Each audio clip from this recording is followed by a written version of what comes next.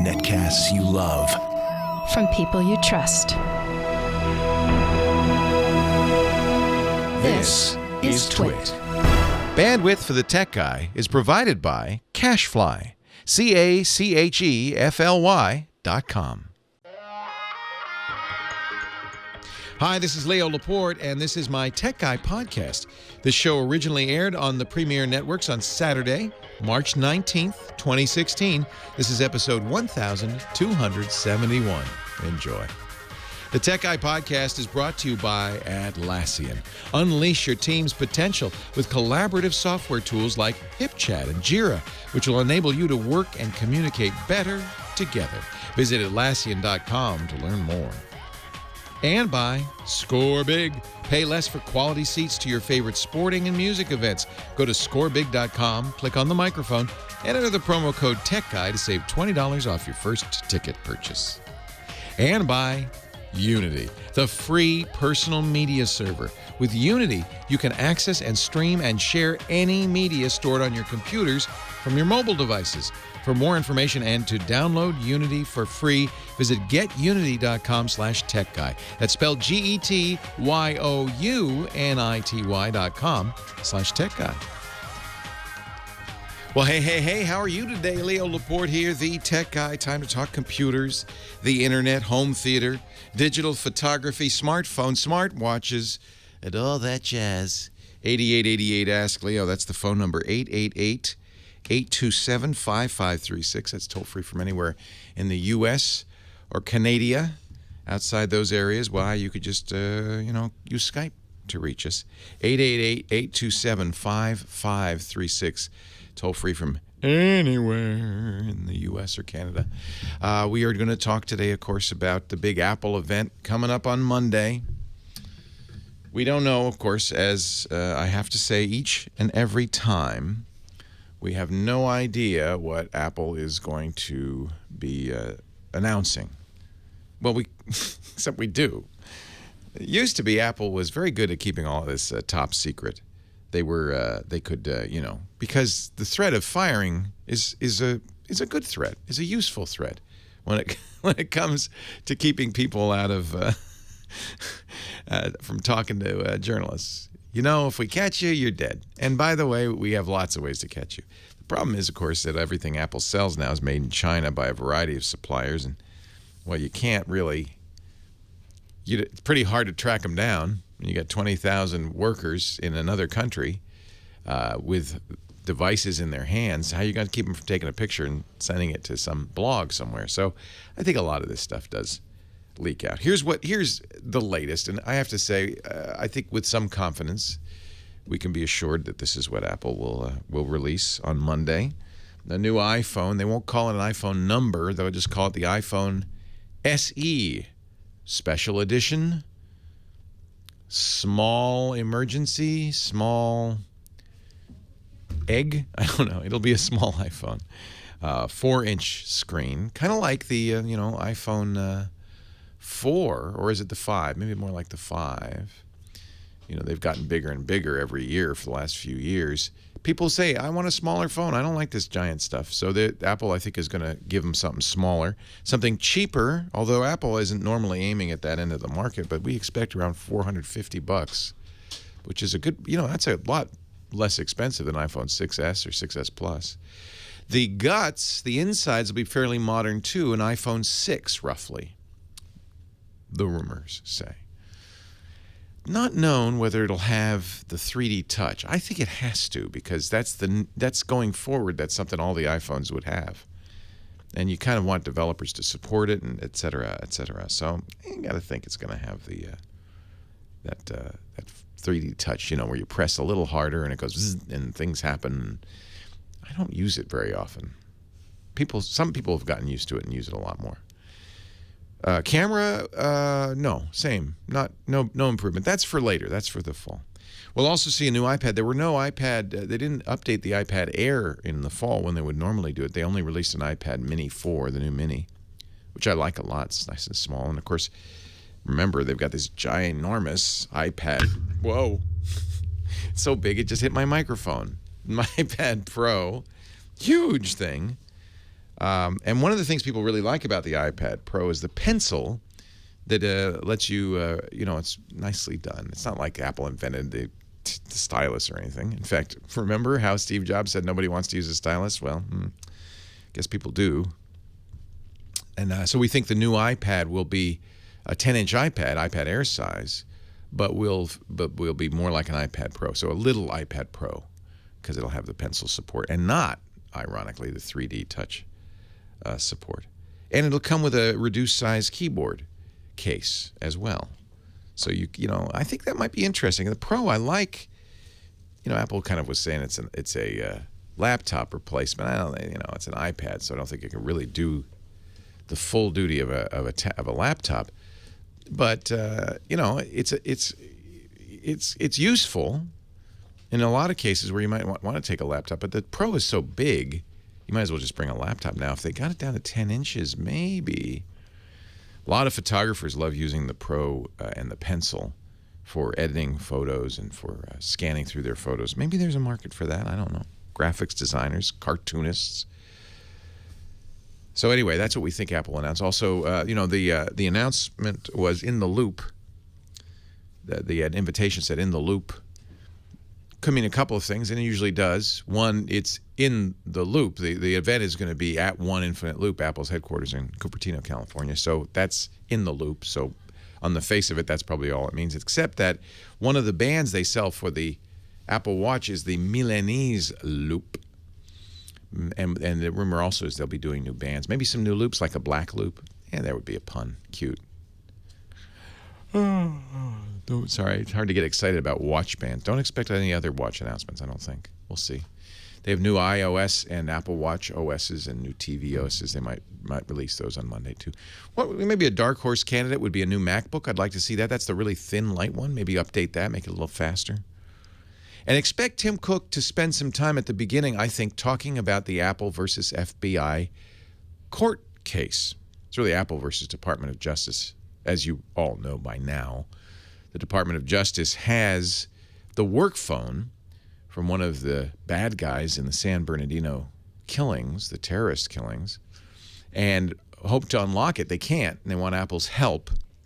Apple has said, of course, we want to help prosecute this crime, but if we were to give you the keys to unlock this phone, a modified firmware, it would be bad for public safety in general, because going forward, bad guys would be able to get in.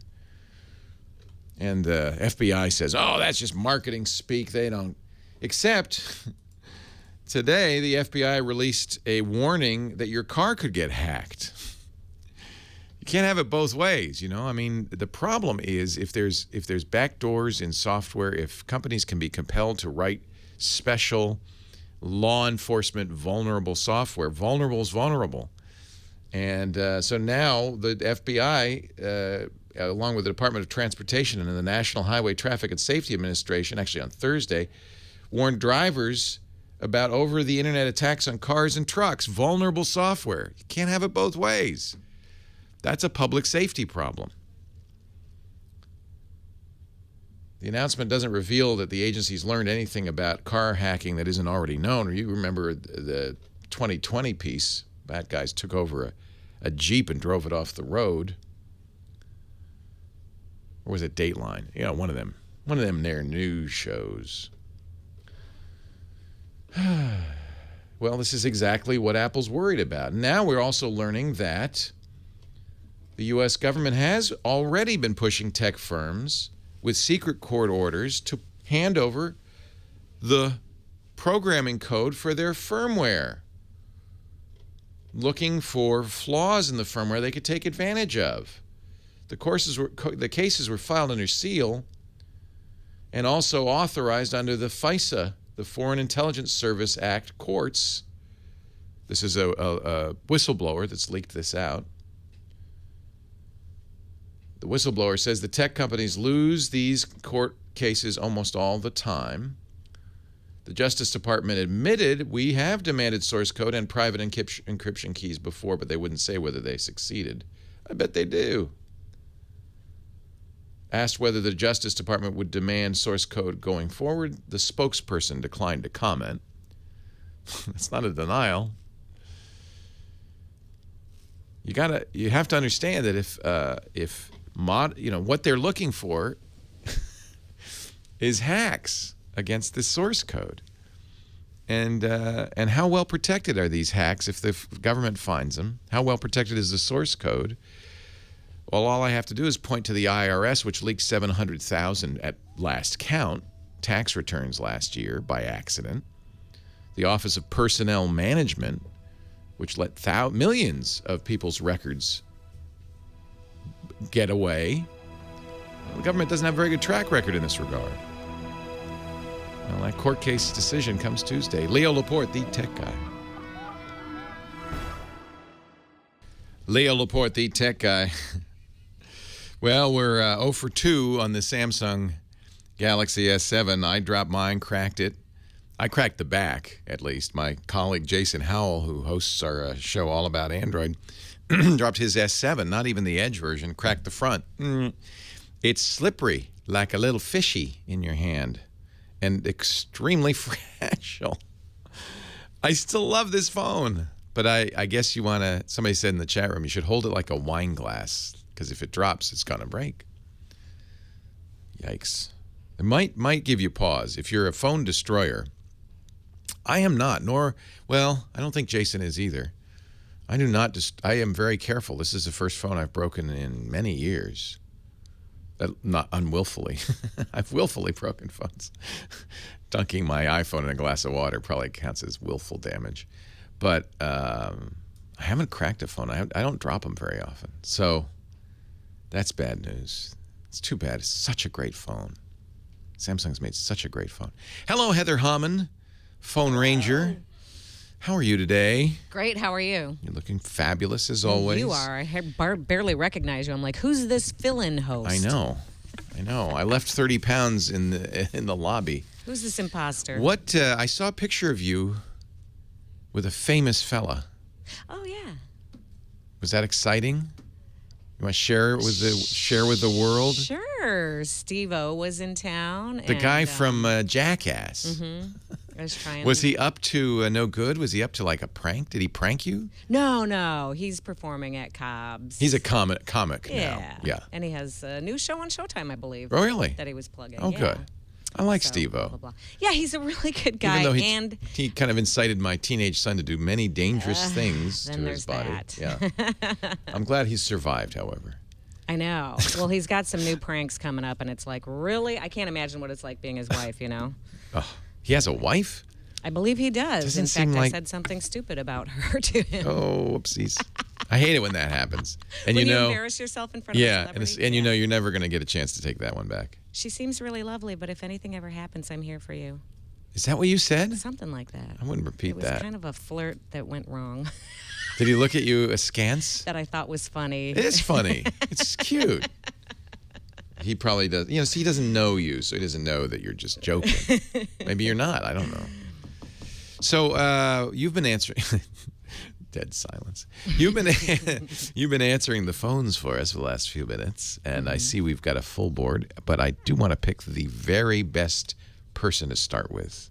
Raul in L.A. Raul. Is about to be big in Japan. I like Raul. I like saying that name. Hello, Raul. No, that was pretty good. I like when you roll your R. Raul. Most people can't do that. Raul. They call me. I get called Ralph. Ralph. Yeah. Hey, Raul. Raul. Yeah. Is that the Spanish or the French pronunciation? I feel like I'm saying it the French style. Raul. No, that's Spanish. Is it? Raul in French is Raoul. Ah, Raul.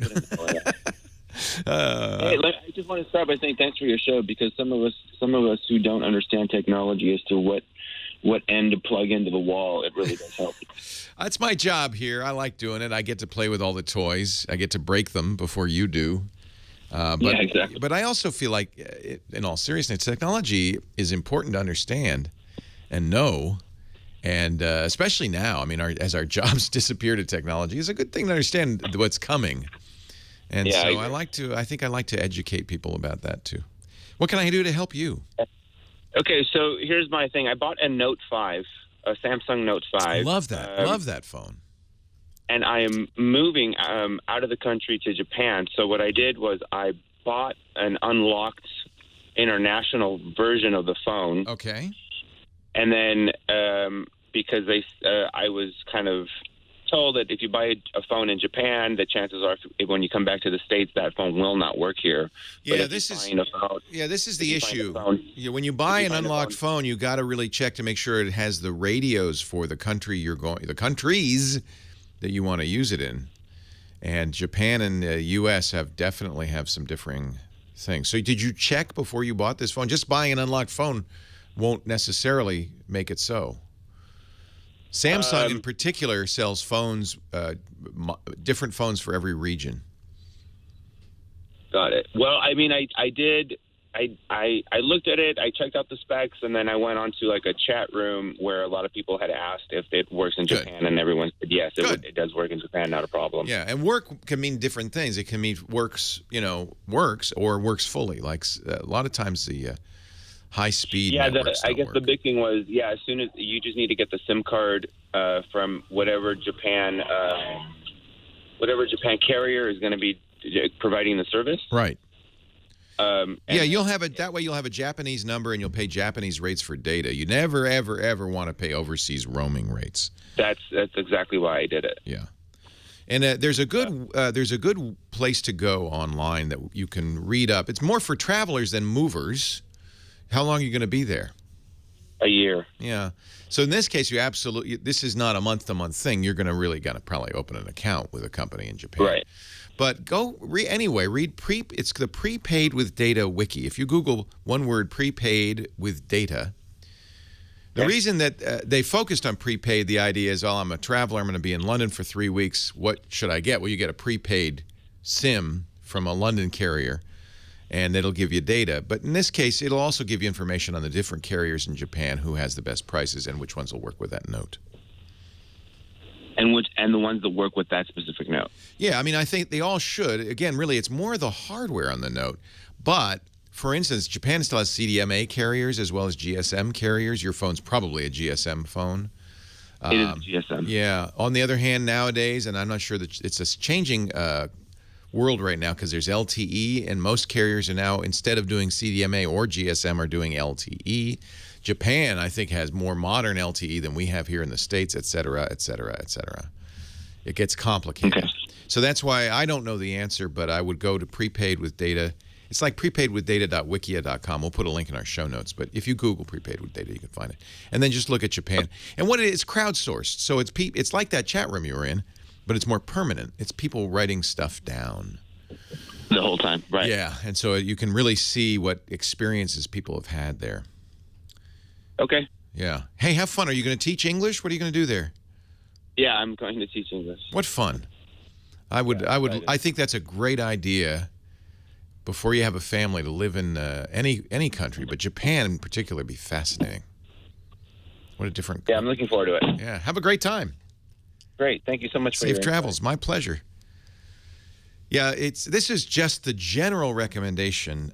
Traveling anywhere is never ever pay for roaming. Roaming is the thing that you got to watch out for. And every phone has a setting that says turn off international data or roaming data. Do that before you leave the country if you're going to take your U.S. phone with you.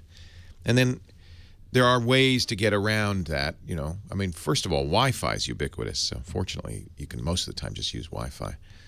But prepaid with data is good. And if you're going to stay for more than a few months, I'd actually get a Japanese phone and just say I'm not going to bring it back. I'm going to have the best experience in Japan. That's going to be a year. Leo Laporte, the tech guy. More of your calls right after this.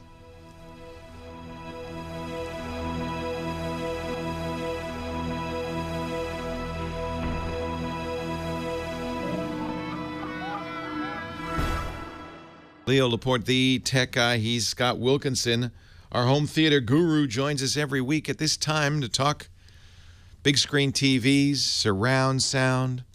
I see that there is an Atmos sound bar out, and that the new Blu-ray format, the UHD premium format, supports Atmos. You've been a big supporter of the idea that sound should come above as well as left, right, center, behind, above. That's real surround sound. Yep. You think it's worth getting that? Well, certainly it is. Atmos is well worth it because sounds in the real world as we're walking around come from above. Yeah. And so, it's more than true in Smurfs 2. I joke because that's one of the few titles that are available in UHD. On Ultra HD Blu-ray, yeah, that's true. And that particular title is more important for its high dynamic range. Yeah. But there are plenty of titles. Well, there will be, and there are certainly. Actually, I noticed Sony is putting out something like 20 or 30 titles. There are quite a few. Yeah. Expendables 2. Wow. Well, Concussion also. Concussion. It's actually a very good movie. It's the movie with Will Smith about the doctor who kind of discovered the NFL head injury problem. Yeah. So that's actually a good movie.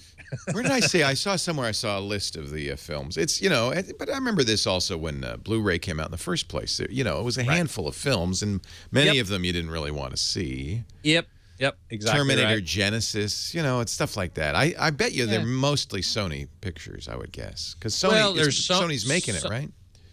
Sony is the Ultra HD Blu-ray is a result of a number of companies coming together. Sony Pictures is one of 4 studios that have released Ultra HD Blu-ray. Lionsgate, Fox, and I think Universal are the others. I like Lionsgate. That's a good company. It is. It is, absolutely. Some good movies there. Mm-hmm. So, we're coming up to this. This is, as you say, the transition to a new format, a new era of home entertainment, moving from Blu-ray. When it first came out, players were expensive. There were only a few titles. People were going, what? And then now we have plenty. And the same thing's going to happen with Ultra HD Blu-ray. Faster, I think, even. Because, for one thing, the first player comes from Samsung. Yeah. It's less than half the price of the first Blu-ray player when it first came. It's amazing, isn't it? It was like $500, $400. $400. $400. Yeah. And the discs aren't that much more than Blu-ray to begin with. I think they're in the $30 range. Interesting. Which is, it's a lot for a movie, but Blu-rays, you can get some Blu-rays for a lot less than that, but first run, just released Blu-rays aren't that much less than that, I don't think. Yeah. Exciting. Yeah, it's very exciting. Hey, I wanted to let you know I've just posted something on AVS that I want everybody to know about. We've talked about high-resolution audio many times, right, with the ability to reproduce higher frequencies and greater dynamic range than CDs can do. Right.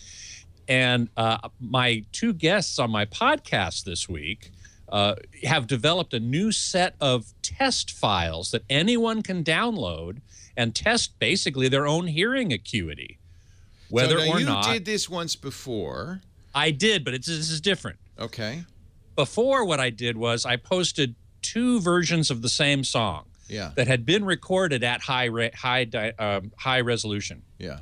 One was the native song in its native resolution, and the other it was down converted to CD specs. Yeah.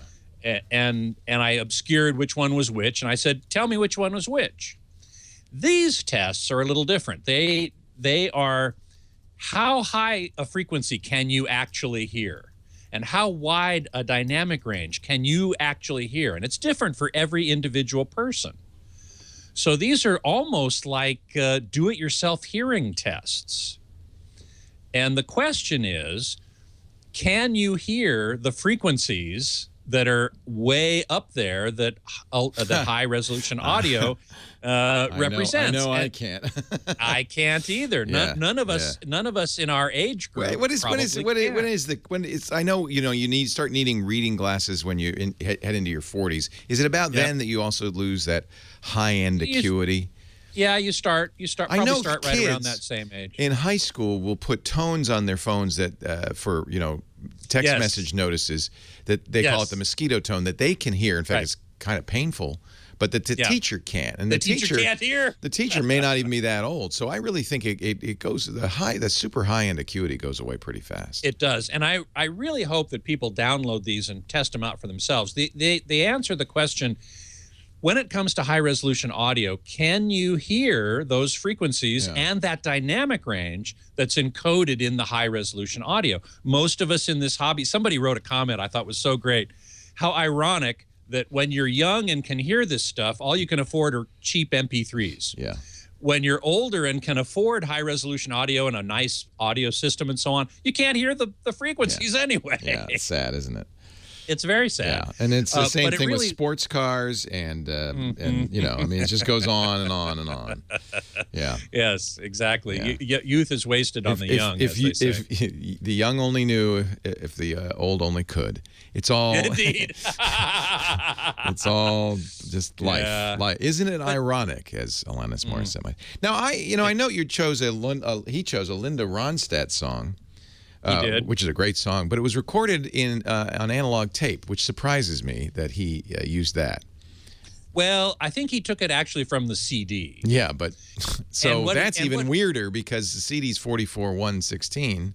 Correct. However, that particular test was only for dynamic range. And what he did was he imported it into an editing program called Audacity and extended the bit length of each word, of each digital word in the file, to 24 bits, so that he could manipulate the volume or the level of the file more accurately. And so these tests, that particular test, it doesn't matter. The frequency response doesn't matter. All that matters is the dynamic range. So he's not testing frequency. He's testing not in that test. The loudest and the quietest. Correct. Yeah. That you can perceive. You know what's so funny? I was talking about the Galaxy S7, and Samsung's done this for a couple of years. I think the S6 and the Note 4 and 5 had it. They have an adapt sound feature buried deep within the sounds where you do a sound test. You plug in the headphones that you want to use, and they do a sound test, much like the audiologist would do, where can you hear this? Yeah. Can you hear this? Can you hear this? They do it for left and right ear. They make a curve, which looks very much like the one the audiologist gave me when I did that sound test. And they said, would you like to apply that equalization anytime you use headphones on our phone? Wow, that's pretty cool. And it makes an audible difference. I mean, you know, I mean, as you get older and your hearing gets worse, it's just an EQ curve. Right, but so they boost the frequencies that you're deficient in other words. Exactly. Yeah. Wow, that's pretty cool. Yeah, that's a nice thing in a phone. To me, that's one of. I wish Apple would do that. Really nice. Yeah. Yeah. I totally agree. I totally agree. Yeah. Anyway, that test is dynamic range, and there's two other tests for high frequency range. What's the highest frequency you can hear? Nice. So these are free. You go to avsforum.com, avsforum.com, and you can download them, and you can see how good or bad. But it's also useful if you're thinking of spending extra money to upgrade your stereo system to high dynamic range or whatever it is they call it, high res. High resolution, yeah. And that can be expensive. This might be something to do before you do that and buy all new music, like I did. Scott Wilkinson, AVS Forum, and Home Theater Geeks. Thank you, Scott. We'll talk next week. Leo Laporte, the tech guy.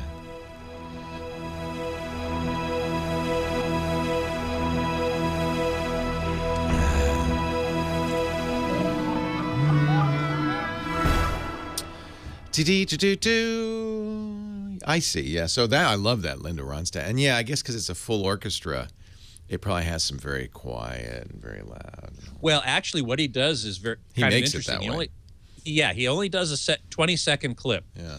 And he plays it at full volume, and part of the editing process was he normalized the file so that the peaks were as high as could be without clipping. So he plays it at full volume. Then he reduces it by, say, 5 dB and plays it again, and then brings it back at full volume. And you play through that sequence, and each time the middle sample gets reduced by another 5 dB. So it goes down 5 dB, 10 dB, 15, 20, 25, 30, all the way down to 90 dB down. And so far, he says no one has been able to go below 85. That's right. Yeah. Of course, he points out that 90 dB is the sound floor of most players, right? Yep, exactly. And that's part of the problem. So hiss, or whatever the noise level, the noise floor of the analog stage starts to meet the sound that's coming to you. Yep. That's pretty low level. Wow. So what you said before was exactly right. If you're going to spend the kind of money you need to be able to reproduce a lower sound floor, equipment that has a lower sound floor, that's going to be very expensive because it's in the analog electronics, and high quality analog electronics are always expensive. High quality digital electronics can be cheap. Once you develop a chip, you print out 1 million of them and they cost practically nothing. But high quality analog electronics, always expensive.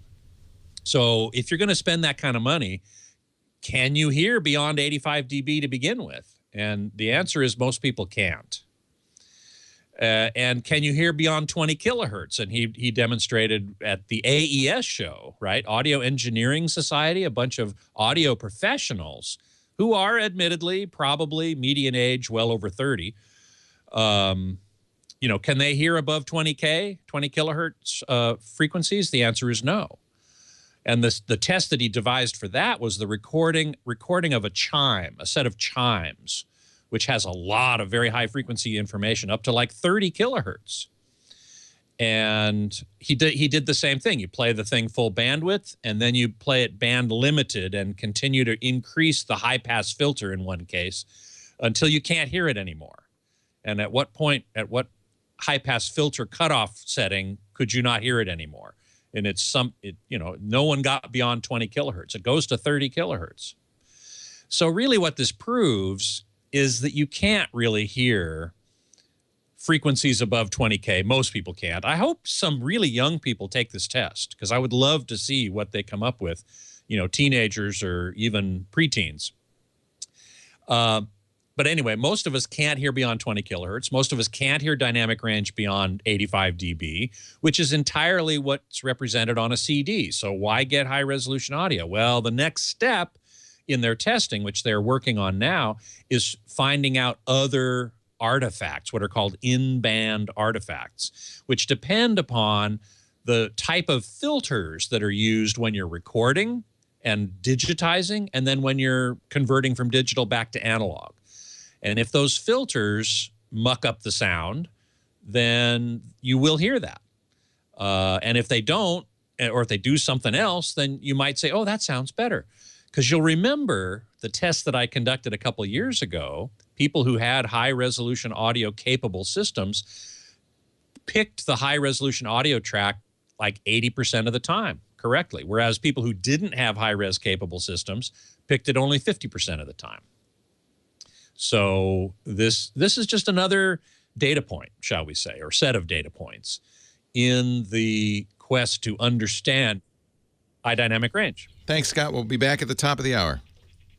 Leo Laporte, the tech guy, 8888. Ask Leo. My website is techguylabs.com. You don't have to write anything down. Whatever you hear on the air here, we will jot down and put on the website. And so you can refer to the website, and that's free and open. There's no sign up. I don't want your email address. You can keep it to yourself. What would I do with it anyway? Actually, it's going to be a little later today that we'll get the notes up because James DeRuvo, who writes those notes down, I think he said I'm going to a conference. My guess is it's Silicon Valley Comic-Con. Be my guess. Conference where you dress up as your favorite superhero. But I might be wrong. I could be wrong, James. If I've slimed you, I apologize. That's not slime. That's where I'd be if I weren't here.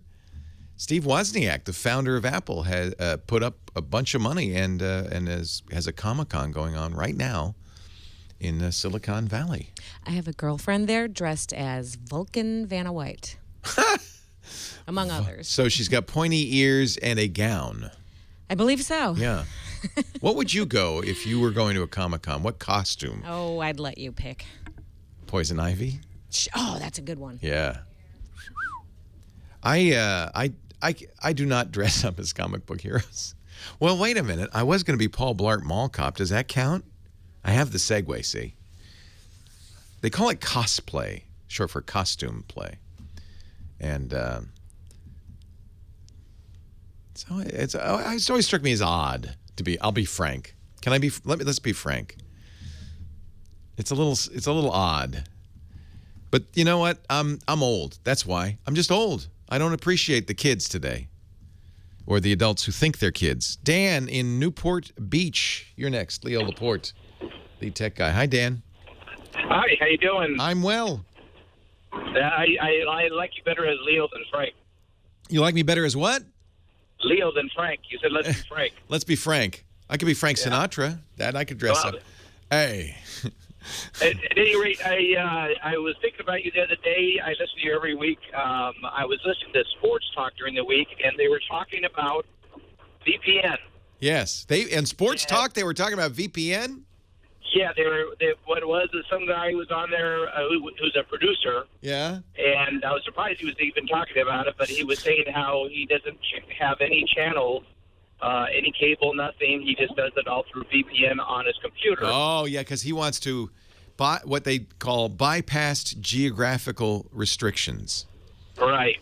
And I wasn't so concerned with that. It was more, they were talking about the security as well. Yeah, that's a different issue. It's so funny. I think it still happens on, kind of mainstream media. Remember the ad that BMW is running of Katie Couric and Bryant Gumbel from the Today Show 20 years ago and saying, "What is internet?" And then asking the young producer, "Sally, what is this internet?"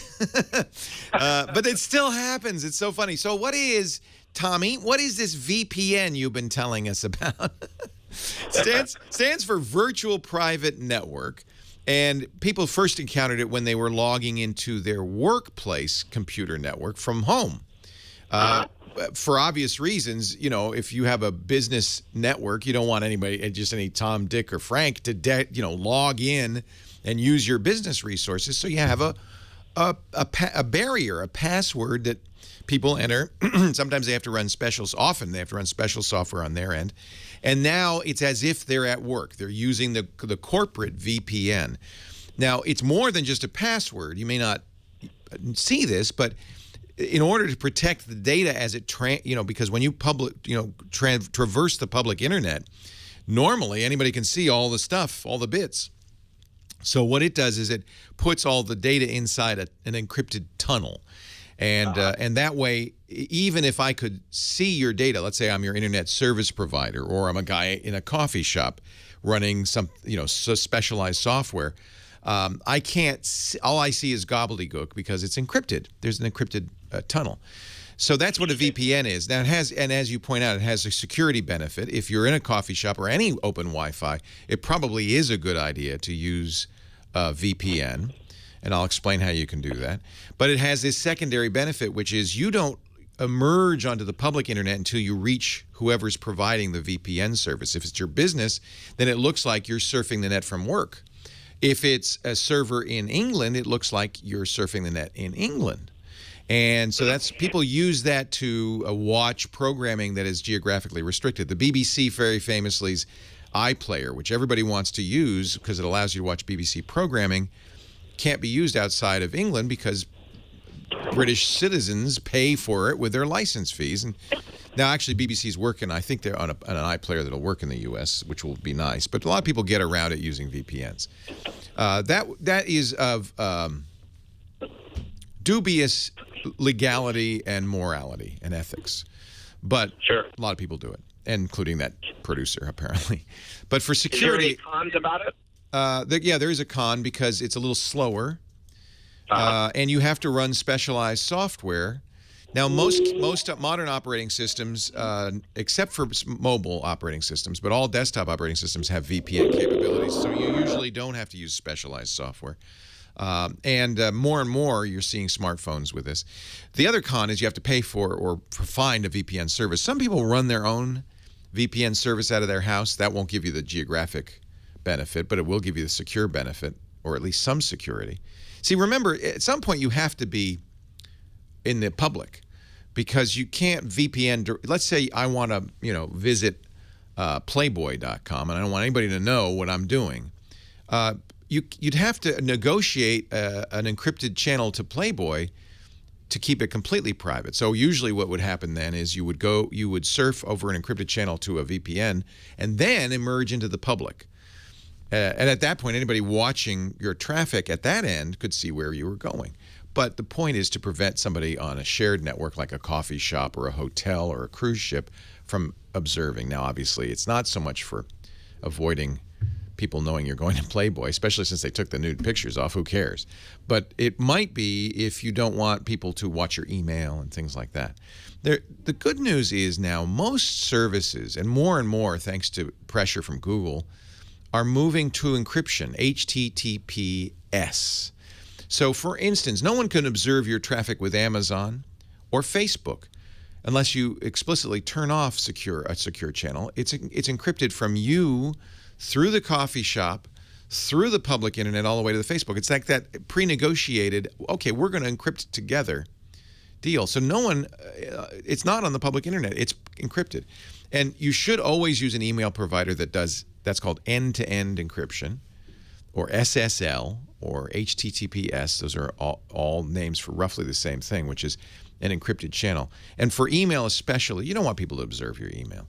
There's a story that came out a couple of weeks ago. A writer was filing stories from an airplane. He was on one of the I can't remember if it was Boingo or GoGo, but he's on the airplane Wi-Fi's. And as he's getting off the plane, the guy behind him taps his shoulder and says, "Hey, I really enjoyed that story you're writing." "What?" "Well, you were emailing and I could see everything you were doing." That was a revelation. So that's a case where you might want to use a VPN. But again, the negatives: one, it's a little bit slower because you're going through an additional server. Not much usually. Two, it probably will cost you money, or at least the trouble to set it up. In most cases, you're going to pay for VPN service, and there are lots of people who offer it. I've recommended in the past, and I do love this solution, something called a tiny hardware firewall. And I carry it around with me all the time. It's one of the reasons I started carrying a man bag, so I can carry this around with me. It's not very big, but the idea is you connect to the open Wi-Fi access point with this tiny hardware firewall, and then it automatically puts you on a VPN. So everything you're doing is now private up to the VPN server. You pay for this, but you get a year of VPN service with it. The one I got from tinyhardwarefirewall.com gives you a year of service from Hotspot VPN, which is one of a number of commercial providers. And it works great. It actually has an additional privacy feature. It also, if you want, you can turn on Tor. A couple of weeks ago, we went on vacation. I was at a hotel. First thing I do is I fire up my Tiny Hardware VPN. I get on the hotel's public Wi-Fi. I log in so that I have a connection. This is now the access point, this Tiny Hardware firewall. And all of the phones, the laptops, everything in the room, up to 5 devices, instead of going on the hotel's Wi-Fi, goes on the Tiny Hardware firewall Wi-Fi. And then everything we do is now private and encrypted. That's a really great solution. And it works quite well. tinyhardwarefirewall.com. That's certainly one way to do a VPN very efficiently, very easily.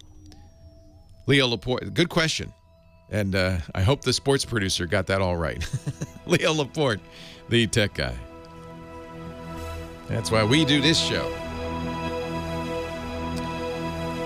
I carry with this a battery pack. This is one of those, little phone battery packs. This thing doesn't use a lot of juice, so it's pretty easy to use. But you could also plug this into the USB port of a laptop or whatever. The nice thing about the battery pack is then I can put it back in my bag or my pocket, and this thing will continue to run. So the first thing you do is on the laptop or the phone, you get on the Wi-Fi network created by this, and you have it join the Wi-Fi network at the hotel or the cruise ship. It's booting up right now. It's going to take a little time to boot up. That's another negative. It takes you a little bit to do this. That's one reason why you might want to keep it on a battery all the time. Yeah. So I go onto my phone. Works with any Wi-Fi device. And I look at my Wi-Fi, and I'll see in a minute the access point that is specifically this device. Once I see that, I can log into this device through a browser and configure it to get on the open hotspot. Thank you, Michael. You're really great. Thank you so much. Good job. These are my 2 favorites. Thanks. So I'm still waiting for this to boot up, but as soon as it does, I can join this. And of course, because I've joined it before, I'll already have the password, so I don't have to re-enter the password or anything. And then once I've configured this for the local Wi-Fi, this is now an access point that anything can use. So our laptop joins this instead of the hotel Wi-Fi, and our phones join it, up to 5 devices. Now they're all surfing through this, and this is a VPN that goes through the Hotspot VPN service. You can also do this, just using another VPN service. And there are less expensive VPN services, but this includes the hardware, which I like. Still waiting for it to boot up. You can see it's a slow boot up process. So, yeah, we've been talking in the chat room about UHD Blu-ray. Dr. Mack asked if there was going to be UHD Blu-ray computer drives. I don't know of any yet. I imagine that will happen at some point, but don't know of any yet. Beatmaster was asking about 2 HDMI outputs from Ultra HD Blu-ray players, and that's really important. I'm pretty sure the Samsung has that. It's the only one out on the market now. Any company that doesn't do that, I think, is making a mistake, primarily because that allows you to separate the audio from the video. And that's important because they used to do that with 3D, because sometimes an AVR would not be able to pass 3D through it. Well, now AVRs can do that, but they can't necessarily pass high dynamic range content through them. So what you might have to do if you have a high dynamic range TV and an Ultra HD Blu-ray player and an AV receiver that doesn't pass high dynamic range, you have to connect one HDMI cable from the player to the TV directly, and then the other one from the player to the AVR so we can get the audio. So I think that's a good idea. Manufacturers should definitely be doing that.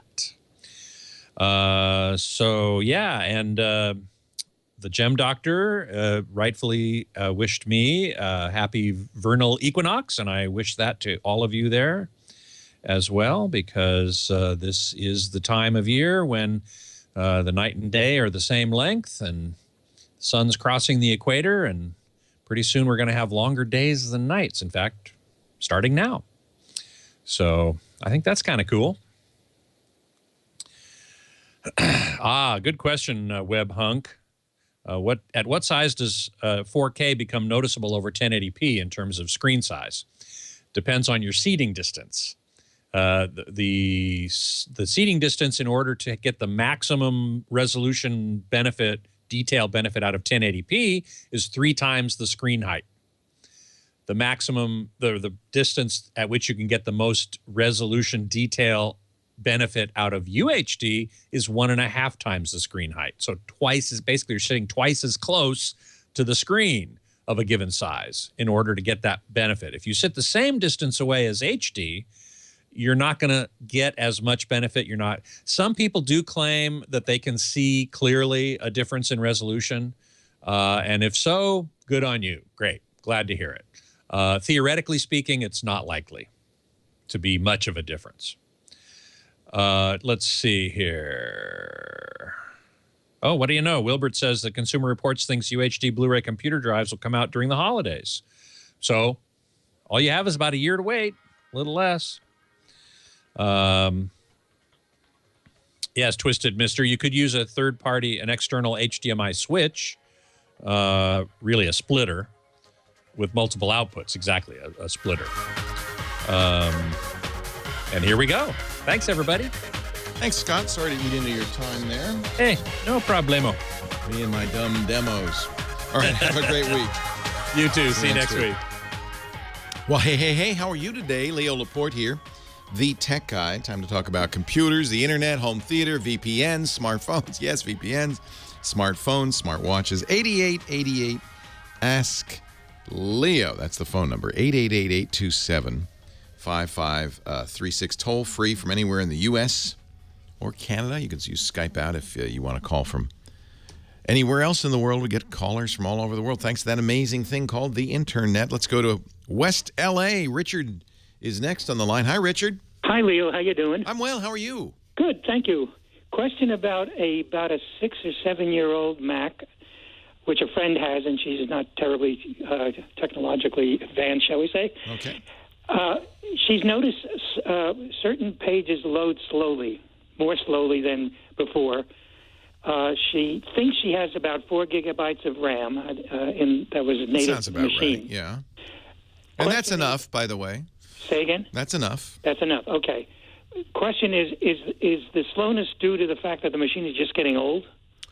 Could be. It also could be the Internet's getting fat. Right. It might be a little bit of both. So one way to test that is to start over with the machine. One of the things, probably the number one cause for slowdown on PCs, believe it or not, is a hard drive that is getting less reliable. So the PC often is laboring to load data in, and here's how it would affect browsing. You'd think, well, why would that affect browsing? The browser's loaded. It's getting the data from the Internet, not the hard drive. But if it's caching data, then it might actually slow it down if it tries to load the cached data. What I would do is, which browser is she using? Safari? I think so. To be honest, I don't know, though. And is she keeping her machine up to date? Is she patching it whenever there are updates? She's just getting the latest Apple download, the Mac downloads. But she hasn't. Has she updated the operating system or not? She has. They come out every so often, don't they? Yeah, every year, as a matter of fact. Okay, well, I don't think she's gotten the most recent one because some genius suggests to her that it really wouldn't matter in her machine. It might be it's old enough that she doesn't want to go to the captain, El Capitan. Yeah, something like that. Yeah, if the genius said so, although my experience with the geniuses is they're of mixed IQ. Some of them are pretty smart. Yeah. Should be. They're well-trained. Apple gives them specialized training. Most of them come to Cupertino for it. Right. But a lot of times, you know what happens with geeks is they don't like to say, I don't know. Yeah. So sometimes they'll make up an answer. Right. Then sometimes that answer is completely wrong. Yes. So, you know, I'd have to know the model. But usually, if the Apple genius says no, you probably shouldn't upgrade to the latest, then that's probably the case. Apple wants you to upgrade if you can. Right. So then the suspect may be the hard drive. But one thing she could do is go into Safari and reset it, clear out the cache, clear out the temp files, because if it's a slow hard drive, that could actually be slowing it down. So let me just real quickly give you the instructions for resetting Safari. I'm not sure how to do it. I haven't done it in a while. In the history menu, there's a clear history and website data item. So that is, I would clear all the history in the cache. Now, that might mean that it doesn't remember what page she was on. She might have to, re-enter. It doesn't clear cookies, but she might have to re-enter data occasionally or log back in. So to prepare her for that. Yeah. But that might help things. Okay, I'll let her know. Yeah, and if not, then the next step is to reinstall the entire thing. Wipe the hard drive, and the other thing, every Mac. This may be voodoo and it may not be, but it's certainly something Apple encourages. There's a utility in the utilities folder of the applications folder called disk utility. And you can verify the hard drive with it. Depending on the version of the operating system, it might say, fix the hard drive. They've taken that out of later versions of the operating system. Right. But you might, I guess now they call it first aid. Run first aid on the hard drive. That checks for errors, weirdnesses that happen over time, and it's not unusual. If your Mac's behaving strangely, it's not a bad idea to do that. Right. Okay, well, I'll let her know, and I thank you very much. You're very welcome. I hope some of that helps. It may be time for reinstalling everything. It might be even time for a new hard drive. The good news is on older Macs, it's a very easy thing to upgrade the hard drive. Dave is in Crystal Lake, Illinois. Hi, Dave. Leo Laporte, the tech guy. Hey, Leo. How you doing? I'm well. How are you? I'm doing great. Great. Hey, keep on getting the invites for Windows 10. Yeah. That's not going away for a while. Yeah. Thank you, you were talking last week about some people having their things just automatically upgraded. Yeah. Well, I got a window that said you will be changed on such and such a date. Right. And then they give you a couple options to schedule another date or just cancel it, which I canceled. But if you just click on it and don't look at it, it's going to change it for you. Microsoft last month moved the Windows 10 update for Windows 7 and 8.1. Free update, but some people don't want to change. Moved that into the recommended updates, and by default, those will be installed automatically. Yeah. So anyways, I've got a RAID 1 set up on my Windows 7, and I'm afraid that if I were to try to upgrade to 10, that might not convert over well, and then I get no. The RAID is handled by your BIOS, not the operating system, and it's transparent to the operating system. As far as Windows knows, you just got one big hard drive. Oh, okay. So of course, back up. Always back up before you do it. But yeah, no, the RAID is below the operating system. It's handled by the BIOS. Okay. Yeah, so it's safe. It just looks like a drive. Doesn't look like anything special. Now watch, it's going to crash and you're going to blame me. So that's why I said back up, just in case. Just in case. Well, I have had since last week, many people write and say, no, I was upgraded to Windows 10 without my knowledge overnight. I didn't approve it. It just happened. And Microsoft's saying that's not a bug. They do give you have to agree to the end user license, the EULA, but by that time it's too late. It is already installed. So if you don't agree, it has to uninstall Windows 10. This is not okay. Very unhappy with Microsoft over this. This is, frankly, unacceptable behavior, in my opinion. It's shocking. So beware. You know, if you don't want Windows 10, you're going to have to take some steps to avoid it. We'll talk about that when we come back.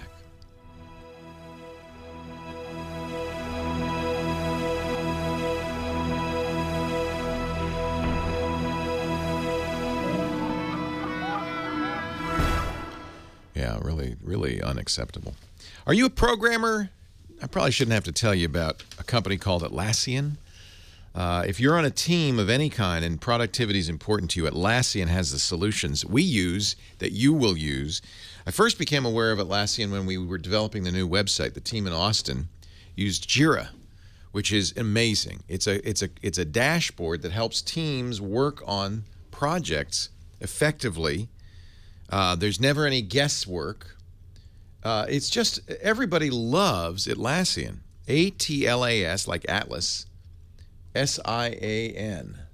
Atlassian makes 4 products you're going to want to know about. Jira allows you to assign, track, and manage tasks for any project, no matter how complex. It's amazing.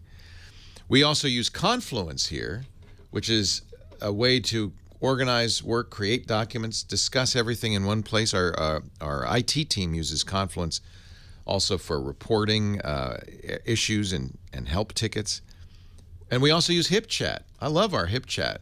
HipChat is a kind of a chat that has so much more. For instance, we've tied it into Panopta, so we know when servers are down. I get a message from HipChat. I can confer with producers and engineers. We use it all over the organization. You can even use it to video chat. And then there's Bitbucket that allows you to test, review, and manage code in real time. I bet you anything that our programmers use it. Atlassian, they're helping teams in every industry, from startup to enterprise, make great ideas real. So how do you bring everyone together to build what's next? With Atlassian. Go to Atlassian.com to learn more. See how Jira, Confluence, HipChat, and Bitbucket can give your team everything you need to organize, discuss, and complete shared work. We use this, and if you don't use it, you really ought to take a look. I love it. Atlassian.com. Unleash the potential in your team. Build what's next. Because when Twitch went down this morning, Panopta told me it's linked into the Atlassian. It's so cool. Wow, haven't heard that in a while.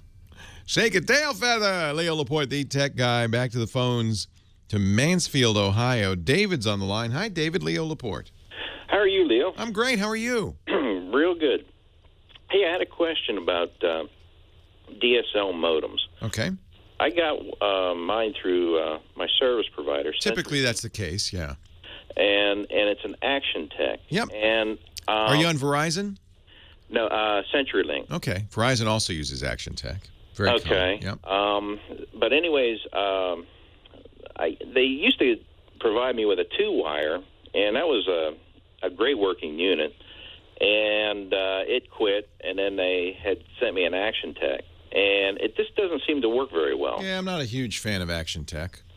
I was just kind of wondering, is there something better out there that I might be able to buy? The question is, will they let you? So you actually, the call needs to be to your DSL provider. Can I use my own modem? Okay. And almost certainly they'll say yes. And then you'll say, okay, which ones do you recommend? This is true for cable as well. And usually you want to do this because you're paying a rental fee for that junky modem that they give you. It'd be nice to use your own. I want something that works better. Yeah, in both cable and DSL, it's standard. I mean, so they shouldn't prevent you from doing that, but you got to make sure that they allow it. Okay. Yeah. So I would ask them. You can get 2-wire. There's lots of companies that make DSL modems. I actually don't use DSL lately. I haven't used it in a while. We use it here. I'm not sure what we use, but let me go to the Wire Cutter because I've referred to them before for my cable modem suggestions. Let me see if they also do DSL modems. A lot of people, let's see, the best DSL modem do they have? They have the best cable modem. I don't see router.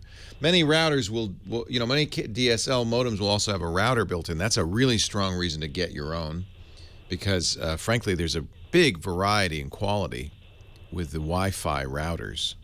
Does yours have Wi-Fi built in? Yes, it does. Yeah. Another really good reason. I don't see reviews here. That's interesting. Like me, maybe they stopped using DSL modems. Netgear makes them. I've always had good results from Netgear. Action Tech, one of the reasons I have a bad sense for Action Tech is they're so widely used by Verizon and other providers. But I would take a look at but again, you have to get their permission and their recommendation. Zyxel is a very good company, Zyxel. They're also used by providers, but they'll be more expensive, but they make excellent gear. The Zyxel routers and modems are very, very good. That company comes from the day when we used actual modems. They went. Oh, okay. So I don't. Do you get TV? Does CenturyLink also do TV over this? No. Okay, no, I don't good. get TV on. That's when you would have problems. That's when they would say, no, you have to use our proprietary. Like if you're using UVerse, you're going to have to use a UVerse modem. Okay. But if you're just getting data over it, they should let you. Good luck getting through to service. Yeah. Always fun, isn't it? Yeah. You'll also need, one of the reasons you have to talk to them is there's a login and a password for that, which you may not know because it's built into the modem. Okay. Well, I can log into the modem. Yeah. The modem has to log into the gateway router, usually on DSL. So you have a DSL login that's specific to the modem, and you may need to have that information as well. Okay. All right. Okay, so just give them a call and say, what do you can I buy my own modem, and B, what do you recommend? Okay. And then then I need that page, that one sheet to set up your DSL modem because that will have the login and the password. Okay. Alrighty. All right. Just like any modem, a cable modem, DSL modem, they don't do exactly the same things that the old school 56K 300 baud modems did. Those were literally modulator and demodulators. They took data, turned it into sound, and then vice versa. These modems are designed to take our data, but over RF, and turn them into bits over Ethernet. So it's not a complicated thing, but you're right, especially if you're using it for Wi-Fi. If they won't let you, continue to use the Action Tech as a DSL modem, log into it, disable the wireless, and then just use it as an Ethernet connection to your own Wi-Fi access point. There's so many better ones. I use an Asus that I love a lot, the C3200, recommend that. But there are lots of really much better modems with better, Wi-Fi modems with better range and more settings, more capabilities. Things like quality of service that are very handy. Joe's on the line from Laguna Niguel. Hello, Joe. Leo Laporte, the tech guy. How you doing, Leo? I'm great. How are you? Well, I'm fine. Hey, I listen to your show almost every weekend as I'm riding around doing chores or home. Thank you. I told the lady at the beginning I was the vice president and general manager of IBM Mobile Group when we launched ThinkPad. What? Oh, man, thank you. That was a great brand and great laptops, the best. Yeah, and I didn't invent the brand. It was done before me, but I got moved over to that. And I always get a kick out of when people call you and talk about old products.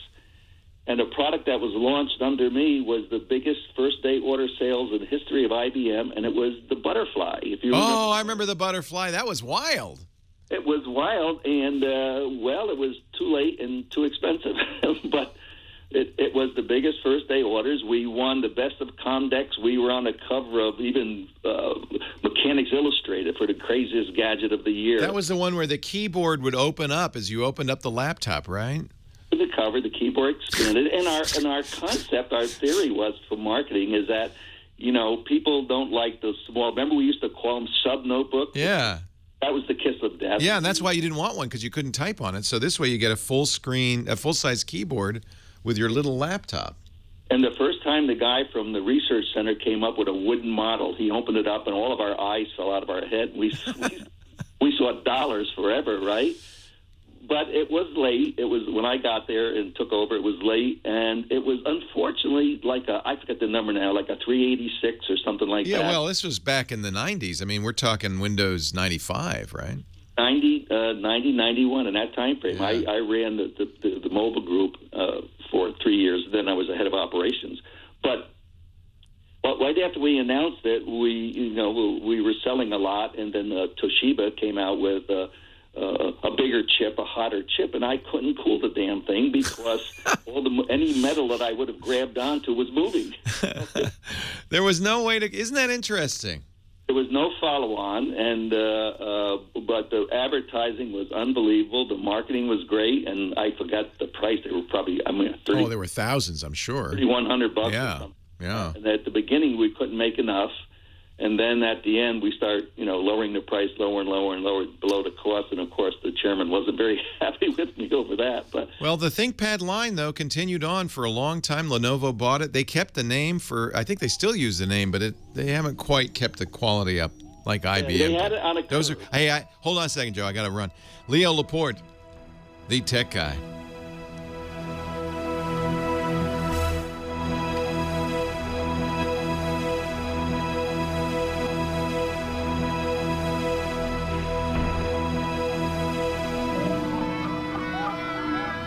Sorry, Joe. When the clock calls, I have to run. That's okay. It's great memory, though. Wow. When did you retire? I left. I'm not retired. I left IBM in '96. I've run some companies. You'll remember, I couldn't go to a competitor. I was the CEO of Hayes Modem. Oh my God! We were just talking about modems. I was listening to the AT command set. Yeah, Hayes was the best. I got hired by the investors to pull it out of the doldrums, and it lasted 2 more years. Yeah. Sold it off, but he was the father of the modem. The Hayes alphabet. You paid. He had the patents on that. ATGT. Yeah, yeah. And we did the first DSL with the big phone company in Europe. But the founder of Hayes wouldn't go away, and he kind of screwed that deal up. But it was an interesting time. I ran Toshiba for 3 years. Wow. After my IBM, and I'm the guy that did the transfer of Gateway to e-machines. No kidding. Yeah, so I got a lot of history. But wow, Joe. That's neat. I really like listening to you. And all I'll give you, my last history thing, I remember back in the 70s, late 70s, I was the plant manager, assistant plant manager of IBM Poughkeepsie, mainframe. Oh, yeah. We had System a lecture 370. from somebody outside who told us that someday somebody's going to be able to put these computers on their desk when we can get the transistors. No, never happened. We walked out of there saying, including me, why would anybody want a computer on their desk when you can have a mainframe and a terminal? And that was our force. Why would you want that? And now we're going back, aren't we? Now, not only are we, the mainframes are booming because of the cloud and all that stuff, but I'm lost. I have the original ThinkPad. I'm the original Butterfly in my garage, and I'm lost when I turn it on. I have to ask my daughter how to do things. That's history. That is history. Wow. Listen, Joe, I know you're busy, but thrilled to meet you. And the second part of our conversation is on the podcast. We're still recording, so grab the podcast so you can hear the whole thing. You do a great job, especially when the people call in and talk about old parts they have, want to know how much money they're worth. Well, I'm an old guy. I'm probably a little older than you. I remember those days. Congratulations on a great show. Thanks, Joe. It's so great to meet you. We'll see you. Take care. Bye-bye. Isn't that great? How fun is that? You never know who's going to be listening to this show. Johnny Jett is here. He's actually I'm very jealous, on a boat on the Rhine right now. Hi, Johnny. That's right. Hello, I'm in Mainz, Germany. Oh, Deutschland. Yeah, I've been to Mainz. So you're on the brand new, this is only the second voyage of the Vantage River Voyager riverboat. Beautiful, beautiful boat. I'm looking at it online. Yeah, it's a great ship, and you know what? The good thing about river cruising has exploded so much that it's made it affordable for everybody. It used to be $5,000 a person. Now you can get on ships. They're having deals all the time. On these guys' website, it says $212 a night. Oh, that's a good deal. And that's on their website. That means you can even get a better deal going through a travel agent. You know, I like river cruising because after hearing about the horrific ocean cruise that the Anthem of the Seas had a couple of months after we were on it, you never have to worry about getting seasick on a river or storms or anything. And when you dock, you're in town. You're there. Yeah, I'm here. If it wasn't dark, I'd show you. We're in the center of town right now. Yeah, it's so cool. I love. I mean, it's limited in the sense that it has to go somewhere that's on a river, but there are rivers everywhere. It's not for everyone. There's not a lot of entertainment, but it's a nice, very relaxing way to travel. It's very relaxing. And we're seeing four countries in 4 days basically. Isn't it fun? Oh, yeah, you brought Natalie. That's nice of you. For sure. Yeah. She's at dinner right now. Good. Well, we'll let you go to dinner in a second. Yeah, let's get your app of the week. It's called Groupie. So GROUPIE, and it's actually perfect if you're traveling with a group of people on a river cruise or wherever you're traveling to. So, everyone's always like, they take a picture like, oh, please send it to me. And you got to take the time to either text it or to email it, or at the end of the night, you got to do it all. This, if you can create an album and everyone in your group can share it. And it's free. It's on iOS and Android. And whatever photos you guys take as a group, it just goes into this file. So you got to make sure, the only downside is you got to make sure you don't take anything risque when you get drunk late at night. It's going to get you in trouble. Have I shown you my tattoo? Yeah. How fun is this? Have you got everybody on the boat doing it? Not yet. I want to do it because, when last time we were on a river cruise, I saw everybody taking pictures, and I thought I would love to get all of those pictures because there's pictures of me, just as I have pictures of them. It'd be wonderful to have that. So this is this free? Exactly. It's free. Yep. iOS and Android. GROU. I'll let you finish. PIE. .co if you want to see the website, groupie.co, and they have links there. Yep. Nice. And then I got a website for you called Packing Essentials. Oh, I need this. So PACKING and then ESSENTIALS.com. I'll tweet these out, by the way, since they're long handles and stuff.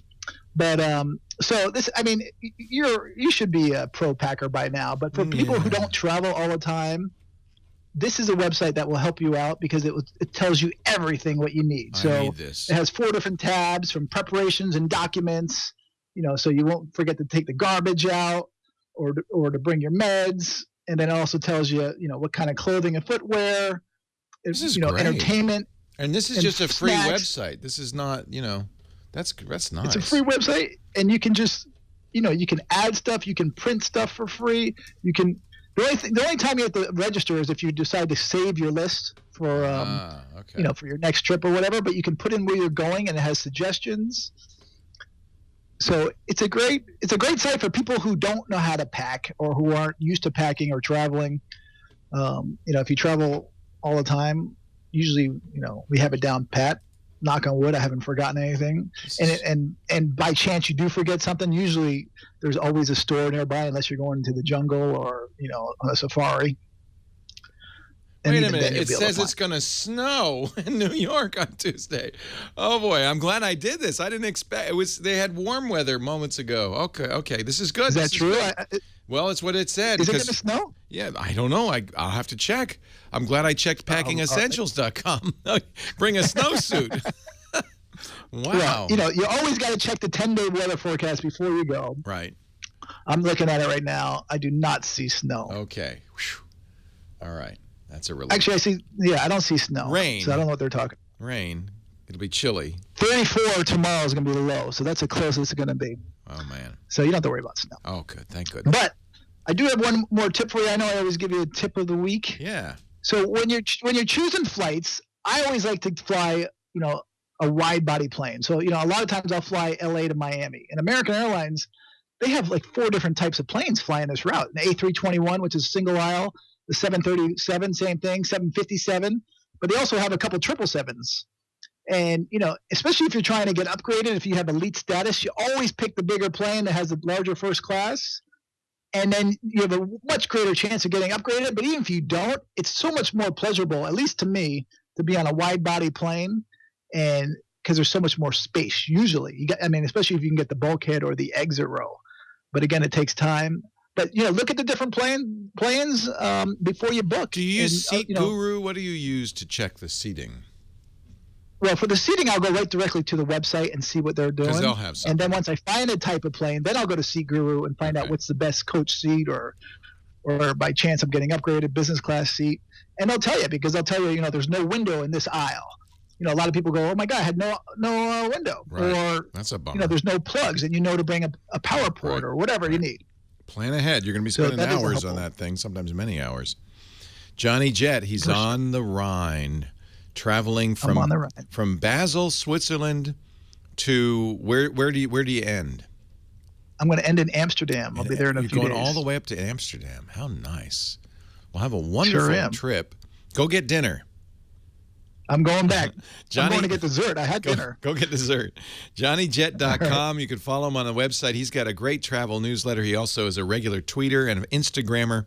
In both cases, Johnny Jet is the handle, JoHNNY. JET, and you must follow him. One T. I'm not related to Joan. It's like jet, like airplane, right? No relation to Joan. Right. It used to be Johnny Jet Ski, but that's another story for another day. Thank you, John. Take care. Safe Have a great travels. week. All right. I tell you what, I love river cruises, but you do have to be prepared. They're slow. They're relaxed. There's not a lot of stuff going on, but man, you see some beautiful sights. And the Rhine I think that's probably the king of the river cruises, isn't it? With all those castles. How fun. All the beer. All the Rhine wine. 8888. Ask Leo. That's the phone number, 888-827-5536. We also have a website, techguylabs.com. Everything we mentioned, everything Johnny mentions will be there on the website. Let me see if I can begin a call. I don't think I can get through it in the minute I have before we have to take a break. But Eric is on the line from San Dimas, California, and I'd hate to keep him waiting any longer. Hi, Eric.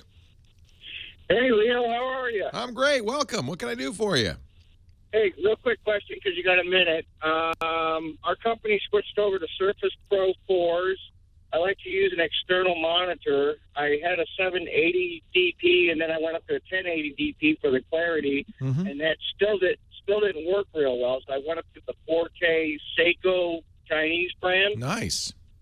And it's really clear, but I'm noticing that with the mouse, when I go to a certain icon or anywhere on the screen, it drags or drifts. It takes a longer time for that mouse point to get to the icon or to the spot that I want to Well, get. it's going over a lot more dots. What I would do is get into the mouse settings and turn up the sensitivity. There's also something called acceleration. That means as you move it, the more you move it, the faster it goes, and it really helps in cases like that. Trackpad or mouse, you'll find them in the control panel, and just turn up sensitivity and mostly turn up acceleration. Leo Laporte, the tech guy. Sounds so dramatic, doesn't it? Leo Laporte, the tech guy. 8888. Ask Leo. That's the phone number. Christine in Albany, you're next. Hi, Christine. Thanks for hanging on. Hello, Christine. Leo. Hi. Hi. Welcome. Well, thank you. I'm a big Twit fan, so I can't believe it's taken me this long to give you a call. But I have a question about a home printer. I work from home a couple days a week. My printer just died. I need to be able to print, scan, mostly black and white, some color, and not too photo intense, mostly documents that I scan and need to email. So.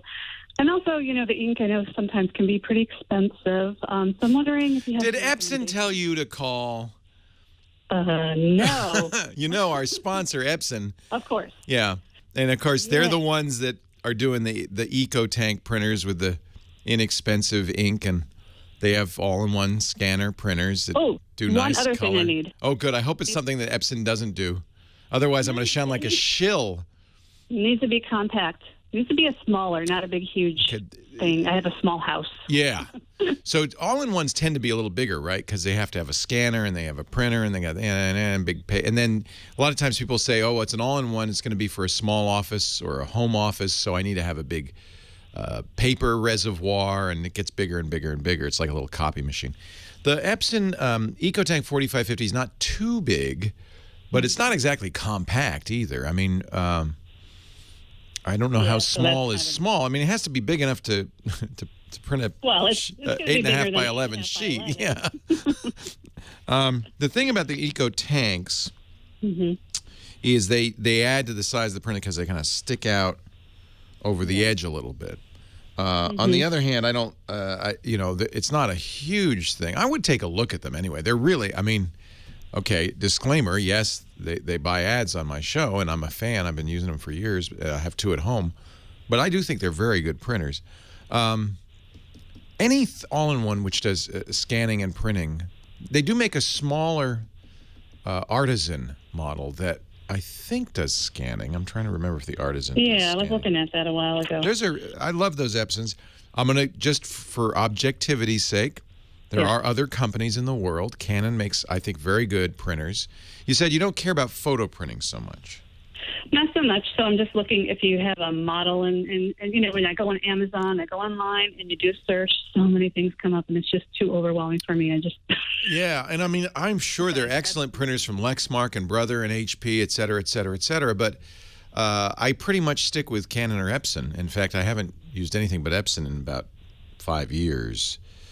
I have, the thing is, the one thing that Epson does do, because the EcoTanks come with 2 years of ink, they charge you up front for the ink.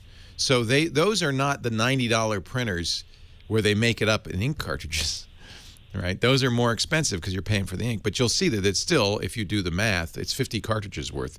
It's still a lot less than 50 cartridges would cost.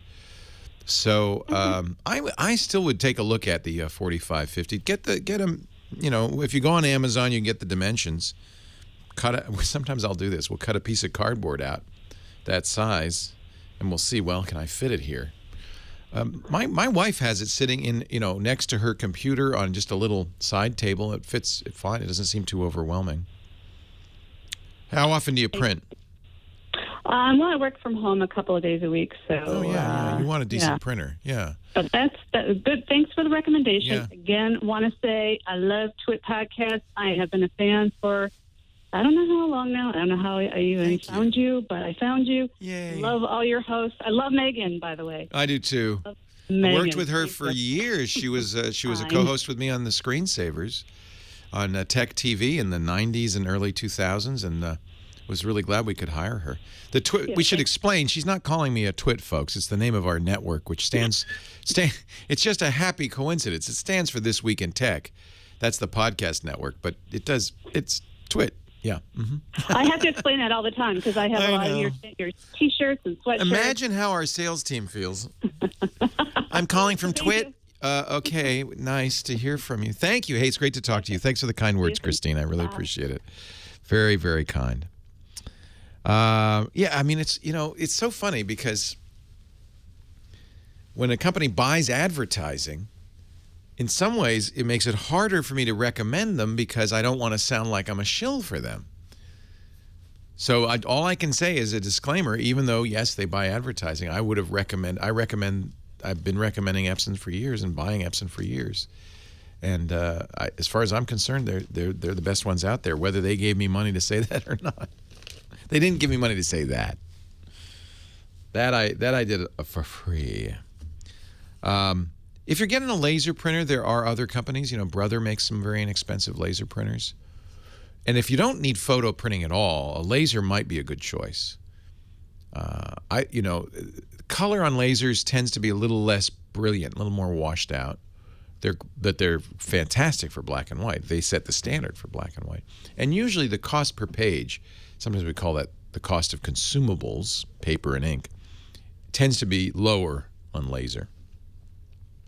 But the cost up front usually is higher. So, it kind of all evens out. Fran in Mount Pleasant, Texas. Hi, Fran. Hey, hi, Leo. Hey, hi. Thank you. Nice to talk to you. First-time caller, long-time viewer. Welcome. Thanks. Welcome. Nice to have you. Good. I'm having a problem with my Toshiba satellite L855D. It's a Windows 8 machine, 3 years old, and it won't support Windows 10. Toshiba will not support it. Yeah, there's nothing much you can do about that. That means they didn't. There's hardware on there that they didn't make a Windows 10 compatible driver for. Exactly. I've searched everywhere. I've gone to old drivers. I've tried every. It's not old driver. You need a new driver, and that is a problem. And a lot of times with older hardware. Yeah. Yeah. Is there any way to get Microsoft to stop sending the nags? You don't. Okay, so yes, I'm so glad you brought this up. First of all, there's lots of good reasons people don't want to or can't upgrade. And you know what? It's okay to say I don't want to upgrade. I like Windows 7 or I like Windows 8. I want to stay there. None of your business. It's your computer. It's none of. So. Now, I have to tell you, if they're offering you the upgrade, Microsoft thinks it is compatible. Yeah, that's why I'm confused. Well, they know. So if Microsoft says it's compatible, it means that we have drivers for all the hardware. And what I would do is you could just do the upgrade, and if it doesn't work, there in the upgrade there's a rollback to your old operating system. You have 30 days to do that. I have downloaded it. I keep on getting the blue screen of death. Oh, then you don't want it. So this is. I can't. It won't support it. Yeah, no, you're right. And Microsoft's wrong in this case. And by the way, at some point they're going to actually do it, whether you like it or not. So what you want is something called, and it's free, the GWX control panel. We'll put it in the show notes at techguylabs.com. The GWX control panel will get rid of that horrible ad. Leo Laporte, the tech guy. When I'm not a planner. I'm spontaneous. That's how I like to think of it. Last minute Leo, that's what Lisa says. But, I find out someone's coming to town. There's a show I want to see. I oftentimes say, well, can I get tickets? And that's when I go to ScoreBig. Do you know about ScoreBig? ScoreBig is awesome. Whether it's a Warriors game, Heart concert, they must know my patterns here. Or you want to see Hamilton the musical? I put all three on ScoreBig. ScoreBig. And here's a nice thing about ScoreBig. You can pay less for better seats because this was the thing that blew me away. 40% of all live tickets go unsold. Now, when a concert's not selling out, the company doing the show doesn't want to announce, hey, we got extra tickets. They're not selling. You want a deal? So what do? They go to ScoreBig, and they sell them through ScoreBig. So you're going to be working directly with your favorite teams or your artists to get their unsold seats at unpublished prices. At scorebig.com, you're always guaranteed huge savings by paying much less than what the box office actually charges for tickets. That is nice. Incredible deals on tickets to concerts, sports events, Broadway productions, family-friendly events. Visit scorebig.com. Find the events and the seats you want, and then you make an offer with their Name the Ticket feature. You'll get an answer instantly and save up to 60% on your tickets. You can also buy it, buy it right now at a fixed price. It's still much less expensive than the major online ticket resellers. With ScoreBig, see now I shouldn't go to this site because then I see things I want to go see. With ScoreBig, there are no surprise fees. Now, this is one other thing. If you're doing ticket price comparisons, ScoreBig, when you buy tickets, that's it. That's the fee. There's no add-on at the end. And a lot of other guys, it seems like the price is low, and then you get to the end, they go, and by the way, your service fee of $500. There are no surprise fees, free shipping. You can even favorite shows and events and get notified on upcoming events. So I love that. I mean, if I say, hey, I don't know when Heart's coming to town, but make sure you let me know. Oh, they're coming. Oh, Shoreline Amphitheater. We already got our tickets, by the way. And what's great is you can, if they're unsold seats, you're going to get them at a great deal. So stop overpaying for tickets. Get the tickets you want at prices you can afford with Score Big. First place I check every time. Next time you're going to a game or show, or you just want to know what's in town, visit Score Big first, see how much you can save. Go to scorebig.com. By the way, while you're there, click on this red tab, heard us on the TV or radio, and use our promo code TechGuy, and they're going to give you an extra $20 off your first purchase. TECHGUY, all one word. Save an extra $20 at scorebig.com. Don't forget the promo code TechGuy. Well, hey, how are you today? Leo Laporte here, the tech guy. Time to talk computers and the internet and home theater and digital photography and smartphones and smartwatches and all that jazz. 8888 Ask Leo. That's the phone number. Website is techguylabs.com. Our last caller kind of the last hour illustrated the whole problem that's going on right now with Windows 10. And it's just kind of shocking. Microsoft really look, let's be honest. Microsoft wants everybody to be running Windows 10, and there's good reason for that. You have one operating system. It's easier to keep people secure, up to date. A lot of people running XP still. That's so old that it's not even, being secured anymore. There's, and by the way, running an insecure operating system isn't just bad for you. It's bad for the internet. It's bad for everybody. Insecure operating systems are often used by hackers to attack other systems. So if you have an insecure operating system, an older operating system, you haven't kept it up to date, the bad guy gets into it without your knowledge, which happens all the time. He can then use you to bring other sites down or to send spam, to do all sorts of stuff. You don't want to be party to that. So Microsoft's really pushing it. They're pushing it for other reasons, for economic reasons, obviously. Not that they make money on Windows 10. They're giving it away for anybody running Windows 7 or 8.1. Not for businesses, but businesses have volume licenses. They're paying those on an ongoing basis. They get the upgrades as part of that anyway. But for home users, for personal users, it's free. So it's not about that. It's about developers. It's about getting developers on board. And if they can say, look, 80% of our audience now is using a single operating system. See, they look over at Apple, and that's how it is with Apple. People have been getting free upgrades every year for years. Apple users tend to upgrade their Macintoshes kind of automatically. Microsoft wants to be in that boat. They don't like being in a situation where they have a lot of older operating systems to support. That costs money. It's a security hazard, and developers don't like it because they don't know what they're developing for. They don't know what the software is going to run on. There's even this new Universal Windows platform that'll make it easy for developers to write a program that runs on Windows Phone. Well, they don't care about that, but maybe Xbox. So they're hoping they can get this whole thing jump-started.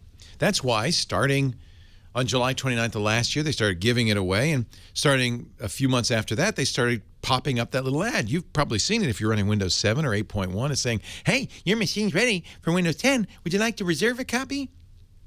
And no, go away. And you can't get rid of it. In fact, even if you uninstall it, it reinstalls itself with software with updates. It's kind of annoying. In fact, they just updated Internet Explorer to put a big green banner on it when you create a new tab or first open it, saying, hey, you want to upgrade to Windows 10? Come on. But now here's the worst news. Starting last month, they started making Windows 10 a recommended update in the Windows Update feature. And for most people, the default setting in Windows is install all critical updates, and that's a good setting because that's all the security updates, and recommended updates. The problem is, if you've got that turned on, you're going to wake up one morning and Windows 10 will have been installed, and you'll get the box that says, do you agree to the user agreement? It's too late. You could say no, and then it has to go through the uninstall, which is often problematic. What? That's not okay. It's really not okay. Now, one thing you can do right now to prevent that from happening is go into your system updates and say, only do critical updates automatically. Do not do recommended updates. Recommended updates are not security fixes. They're things like new language packs, new drivers sometimes. You should be able to look at those and say, I want them, I don't want them, check a box, and then update them. You don't need to have those go automatically. So turn off the automatic updates. If you don't want to see the pop-up, Microsoft has a really convoluted and bad solution which involves editing the registry. Don't do that. There's a free tool which is usable, is kept up to date, and as long as he keeps keeping it up to date, because Microsoft keeps changing how they do this, it will continue to be a useful way to fight this annoying advertising. It's called GWX Control Panel. And, it comes from the Ultimate Outsider website, ultimateoutsider.com. Don't worry, we've vetted it. We've looked at it. It's safe to use. Steve Gibson, my security guru, recommends it. Ultimate Outsider. You'll know you're in the right place because it's kind of got a lemon yellow page. And the slogan is nothing but win. Current version, updated last January 24th, 1.7.2. And it's safe to use. And that will turn off that annoying ad. But in my opinion, this is unacceptable behavior on Microsoft's part. I understand why they want to move everybody to Windows 10, but there's good reason. Like our last caller, it crashes her system. It blue screens. Her system's not compatible. It's an older Toshiba. And even though Microsoft thinks it's compatible, it's not. So she has every reason to turn down that update. A lot of people run software that won't run on Windows 10. Or they just don't like it. It's okay. It's your computer. You can run. You paid for the computer. You paid for the operating system. If you want to stay with it, you do not have to update. You shouldn't have to update. And Microsoft's strong arm tactics are totally unacceptable. Totally unacceptable. So there we have it. I'm really kind of almost shocked that they're doing this, to be honest. It just doesn't. It doesn't seem. It doesn't seem like good corporate behavior. And it's causing a lot of pain in users. Now, I should say, I like Windows 10. I use Windows 10. I don't have any problem with it. I'm using up-to-date hardware, modern hardware that works with Windows 10. But I was so incensed by this that my older Windows stuff, I moved over to Linux. I said, well, if you're going to be that way, I'm just not going to use Windows on this older stuff. I don't want to see that ad anymore. It's kind of shocking that they would think this is okay, to be honest. My first reaction when we heard about this last week, that people were getting updated automatically, was, no, that's got to be a bug. There's no... I understand the pop-up. I understand the ad. I understand recommending it. But there's no way it installs unless you say install it. Microsoft says, no, it's not a bug. That's how we wanted it to be. We warned you. We told you.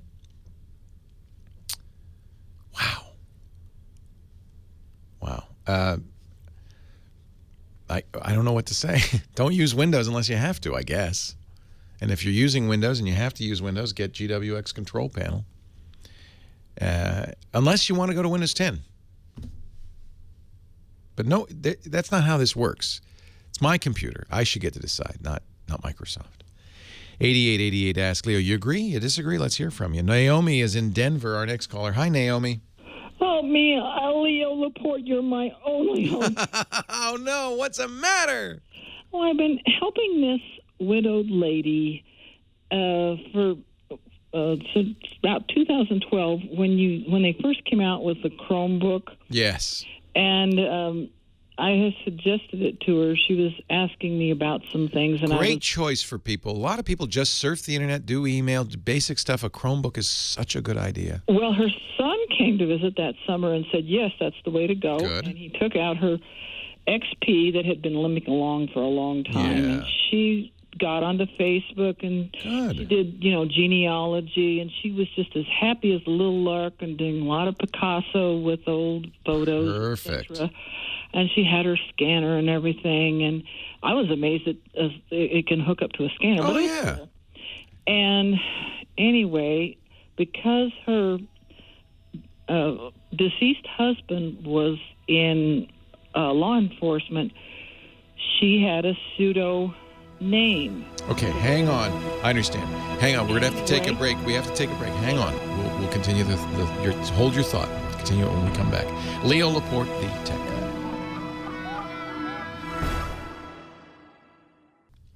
We're talking to Naomi in Denver. Naomi has a friend who's using a Chromebook. This is something I recommend to a lot of people. Chromebooks are based on Linux. They come from Google. Really, if you want to know what it's like to use a Chromebook, just say, I'm only going to use Google Chrome, the Chrome browser. Anything you can do with Google Chrome, you can do with a Chromebook, and nothing else. It's more secure. It's more reliable. It's a lot less expensive. And for 90% of people out there, I think it does everything you need a computer to do. We kind of, for years, we've been sold this bill of goods that you need a general purpose computer. But unless you're writing software or designing rocket ships or editing video, you don't. For what most people use tech computers for, a Chromebook is fantastic. Highly recommended. Now, you said that she doesn't use her real name on the internet. Yeah, because That's fine, but for whatever reason. But she does have a Google account in this pseudonym. Correct. And that's what she's using on the Chromebook. And she has a Gmail account in the pseudonym. Well, good. Facebook decided to kick her off. Right. Facebook doesn't like that. So she can't, because she has a very distinctive last name, and her husband was her. I understand. This is there's a pro and a con over the real names policy. On the pro side, when people are using their real name, they behave, and you can see the difference between Facebook and Twitter. Twitter, you can use any name you want. Nobody uses their real name, and it's really anonymous. And so, as a result, there's a lot of drive-by, libel and slander on Twitter. On Facebook, it's a little bit more orderly. But the problem with a real names policy is it's hard to enforce. For instance, how do they know what's your real name?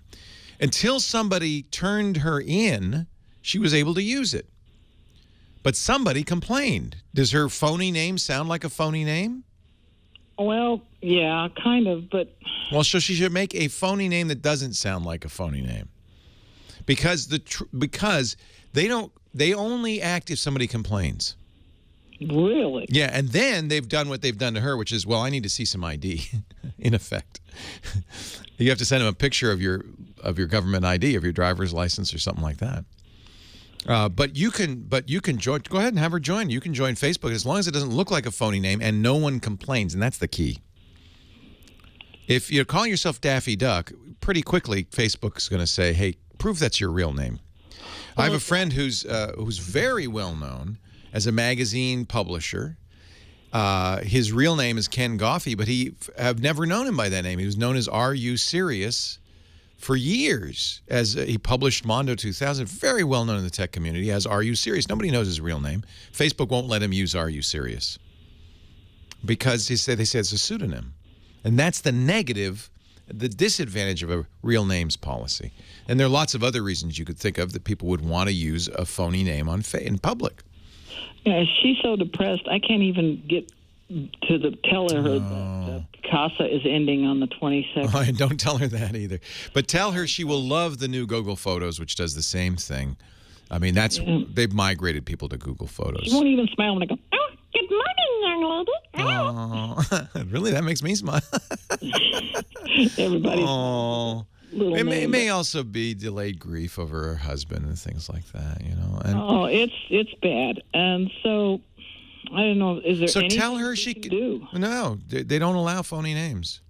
They do. There are some exceptions. People who are going through a gender transition sometimes are allowed to use their preferred transgender name. Things like that. She could appeal it to their. It's a pain, though. She doesn't want to do this, but she can appeal it to them and say, here's the reason why I don't use this name. I don't think they'll allow it. They really want people to use real names. They know that there's fallout to that there's definitely negative consequences of doing this, but they feel that the positive consequences outweigh the negative consequences. Here's the thing. You can create a Facebook... Find out who turned her in. Well, that's one negative consequence. What kind of jerk does that? She can't find that out. So, but she can make a new account and make it sound like a real name. And again, she's just going to have to hope that nobody figures it out and turns her in. So if she's got somebody's out to get her, then they may try to find her and they may turn her in. She may not get to use Facebook, which is sad. Yeah, because she does a lot of genealogy and things, and a lot of people use fake names. This is the funny part. Millions of people use fake names on Facebook. They just haven't been caught. Nobody's complained. And there's nothing else we can do. But This is their policy. It's their private company. They can run it any way they want. It's their ball, huh? It's their ball. It's important to remember that, by the way. I think a lot of people assume, well, one common assumption is this free speech argument. No, there's free speech in the United States. No, there's not. The First Amendment only means the government can't do anything to abridge your speech, or can only do limited things to abridge your speech. But any private company can decide whatever its policy is and enforce it, period. So it's Facebook. It's a private company. If they could just say, we don't like your face, we're not going to let you in, and there's nothing anybody could do about it. But we can't find her, turned her in. No, of course they're not going to tell you that. Well, they don't want. They don't want to create like this. And they said it's a robot that goes through. Well, it may be, but I don't know how. Does it really look? I mean, like I said, if you're named Daffy Duck, the robot will catch you. Well, she's been trying to respond to it, and all it comes back is Jessie, Jessie, Jessie. And she keeps saying, well, dear Jessie, this is my situation, and da-da-da-da. We are trying to find your identity. It's just formless. They will require her to give them, if they haven't already, proof of identity in a picture of a government identity card, like a driver's license. Now, if she wants to have a name of her own, make up one that doesn't sound phony, and she probably won't get caught. You know, it'd be better for her. Does she use it? Does she post content or just look at other people's content? She's just doing it with family and some of her genealogy stuff. Well, that's the other thing. Help her make it a private account. Nobody will complain if she doesn't have any public posts. Nobody will even know. Unless her family turned her in. I don't doubt that. No. Yeah. So don't publish publicly at all.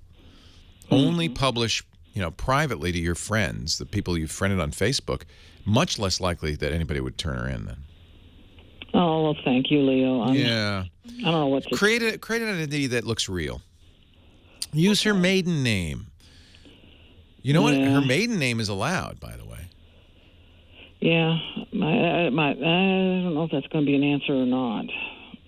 Well, she may not like it, but Facebook would allow her to use her maiden name. I'm sure of that, because that's her legal name before marriage.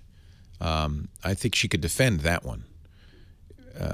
If you call yourself Hulk Hogan, a little harder. Although they have made exceptions in the case of movie stars and celebrities. It's not evenly enforced, alas. I'm sorry. Please give her my love and a big hug. And do that funny voice. Leo Laporte, the tech guy. More of your calls right after this.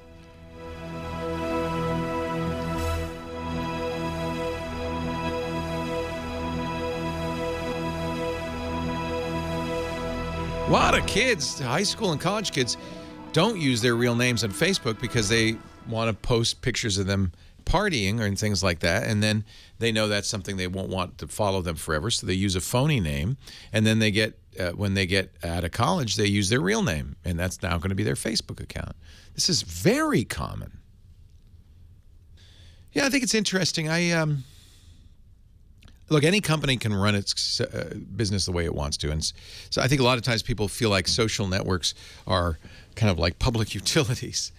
Twitter should be compelled to run it however we want Twitter to be run. And Facebook should be, but they're not. They're private companies. So Facebook has rules. They've had rules to their credit since the very beginning that you have to use your real name. Twitter has no such rule. Anybody can create an account. Many people, I have multiple accounts on Twitter. I have my real name, but I also have a bot account that, kind of on an automated way publishes, new shows and things. I have an account for my dog. And that's not unusual. That's kind of what's fun about Twitter. And that's just the difference between Twitter and Facebook. I have to say, Twitter is a cesspool in many respects because people don't have to use their real name. It's laden with harassment it's been a place. Well, this is the interesting thing. It's been a place where people who want to harass, like the Gamergate crowd, can issue death threats with impunity because they're anonymous.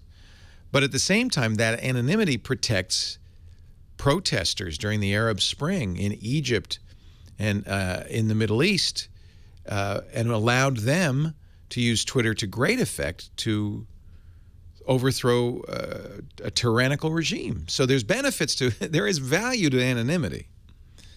There's also negative side effects.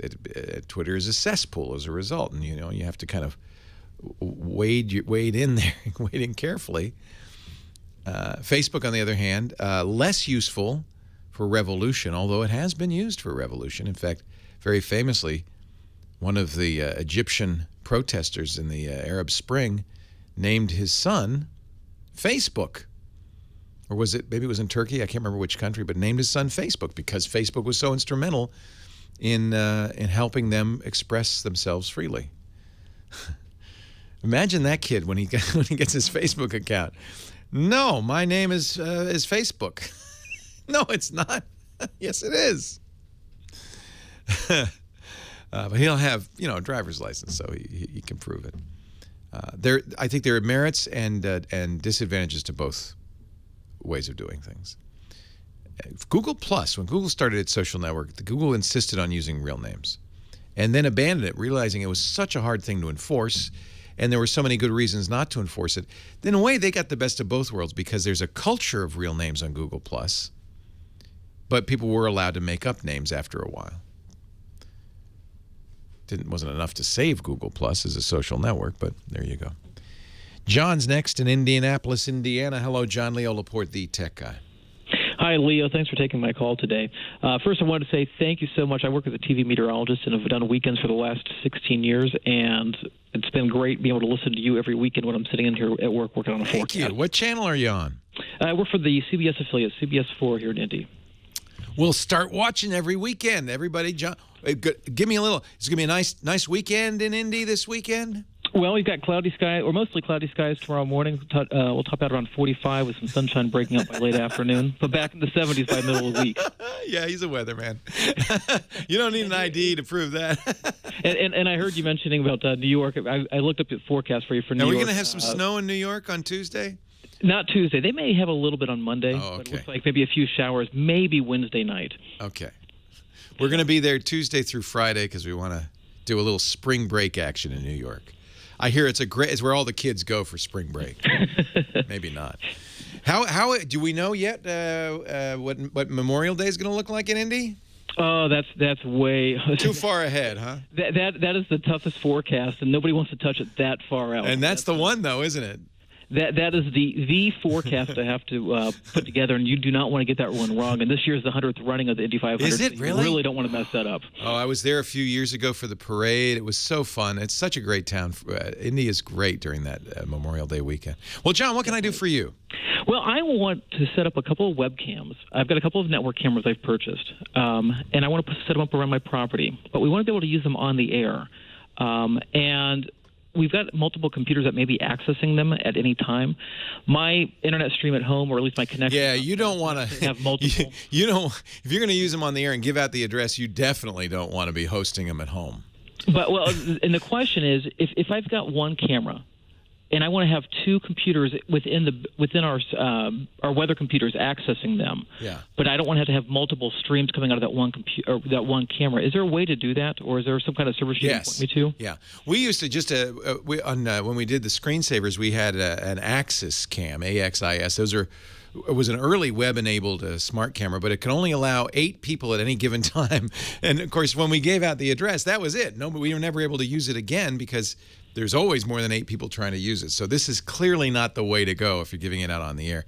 Well, and this is something this would be a private IP address, things like that, where it's going into our weather computer. Nobody's going to actually see, except for here within the station. But I'm just trying to find out. I don't have the upload speed to be able to handle 2 or 3 computers accessing an HD stream. See, that's. I'm just wondering, is there a way to put one stream out of my camera that can then all of them computers? Yeah, I see what you're asking now.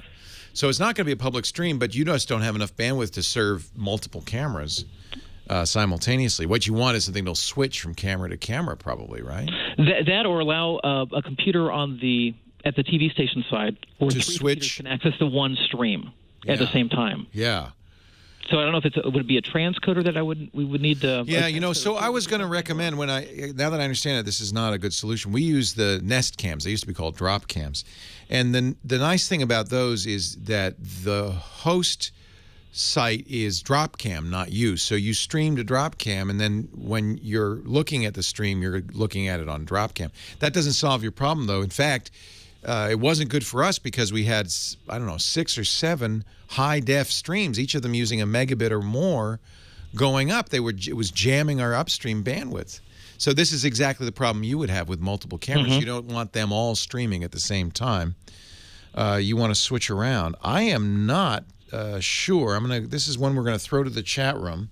A security camera system that would allow the remote user to turn on, to check a camera, and it wouldn't use bandwidth until that time. Or Leo, it could even just be one camera, but we just need to be able to have 2 computers or maybe even 3 access that live stream at any moment. Well, DropCam would solve that.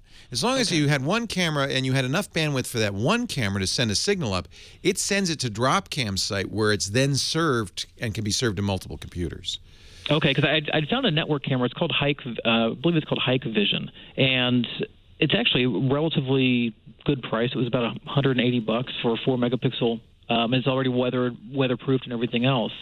And the camera stream looks great, but again, it's fine if we're just using one computer to access it. But what you want is, and then normally you might not want this, but what you want is a camera that will send the video to a centralized site with more bandwidth. That's the site that you hit from the TV station. Right. And Nest Cam will do that. I don't know if this Hike Vision will do that, but that's what you're looking for. And the reason DropCam does that is because they want to provide as a service recordings. And so if you were going to do that at home, you'd have to have a computer always on, recording constantly.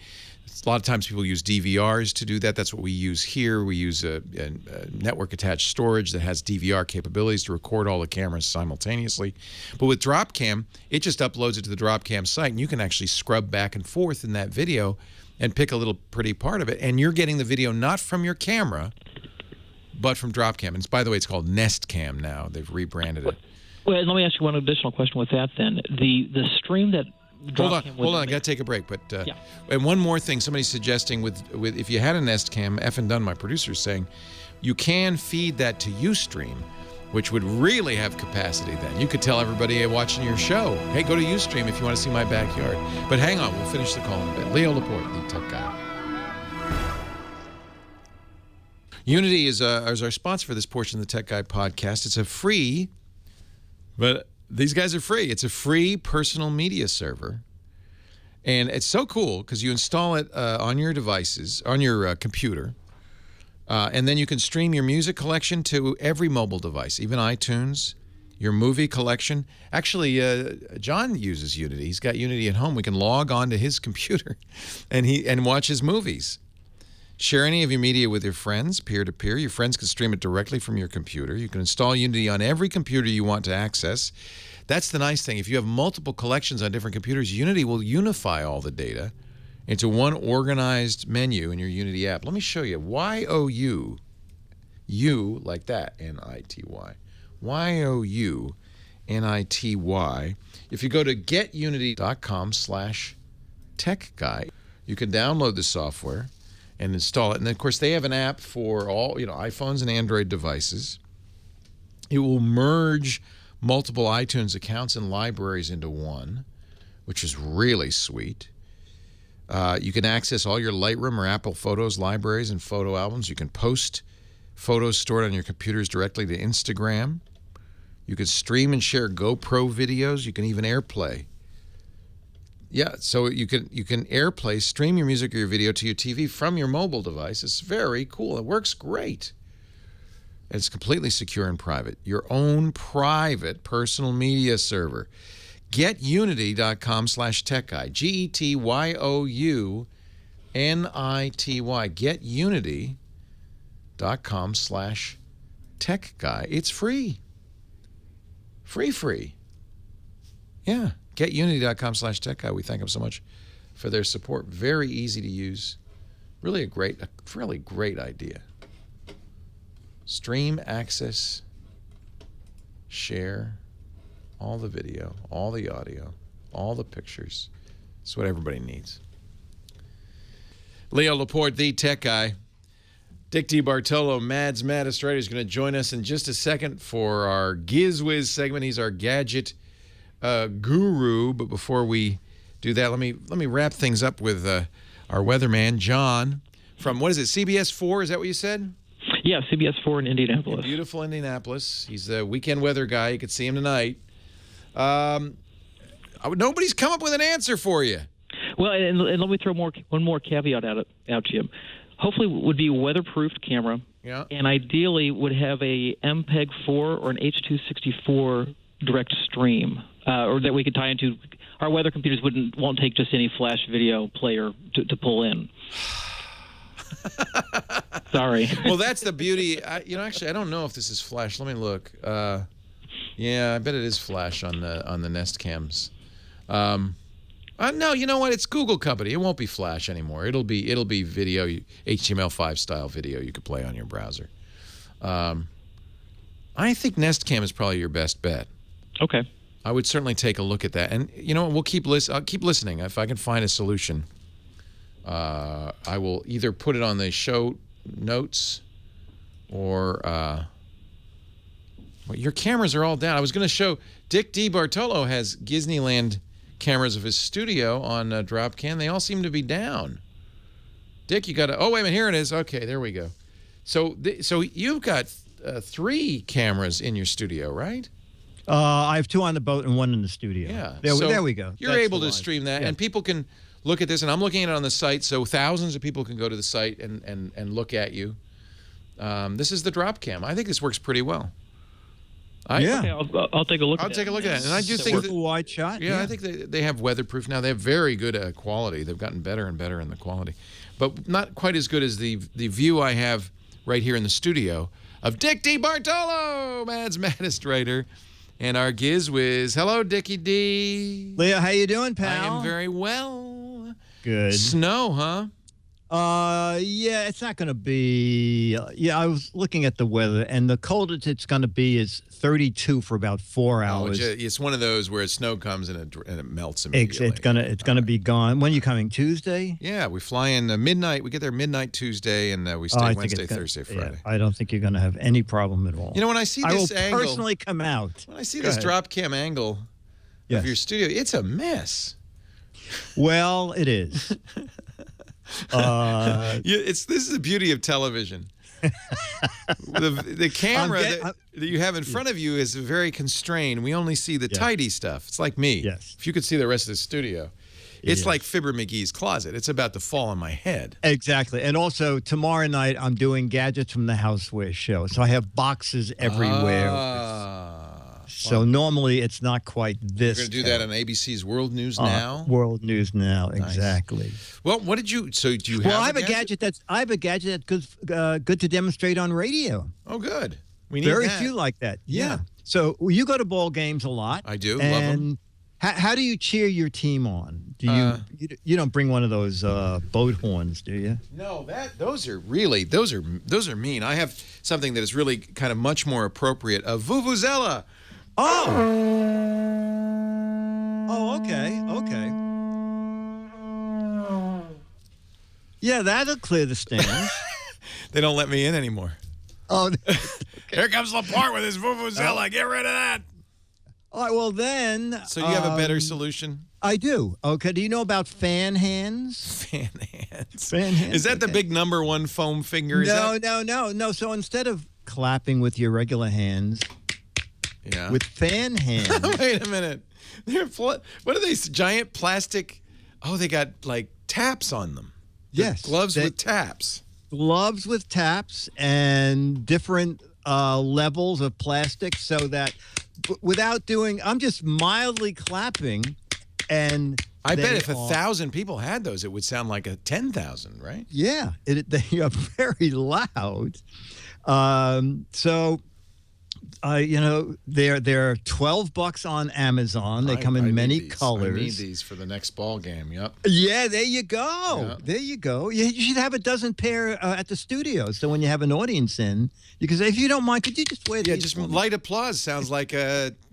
Yes. So, and I'm sure that these are legal in the stadiums. There's no way they're going to keep. They look like gloves. They look like gloves, exactly. I can't imagine that anybody's going to say anything. They're breathable polyester fabric, and they have these clacky things on them that just, this is just touching them together. They just All make right, a lot. so let's see. This is what it would be like to go to a ball game with you Leo, and I. With Leo and Dick. Go team!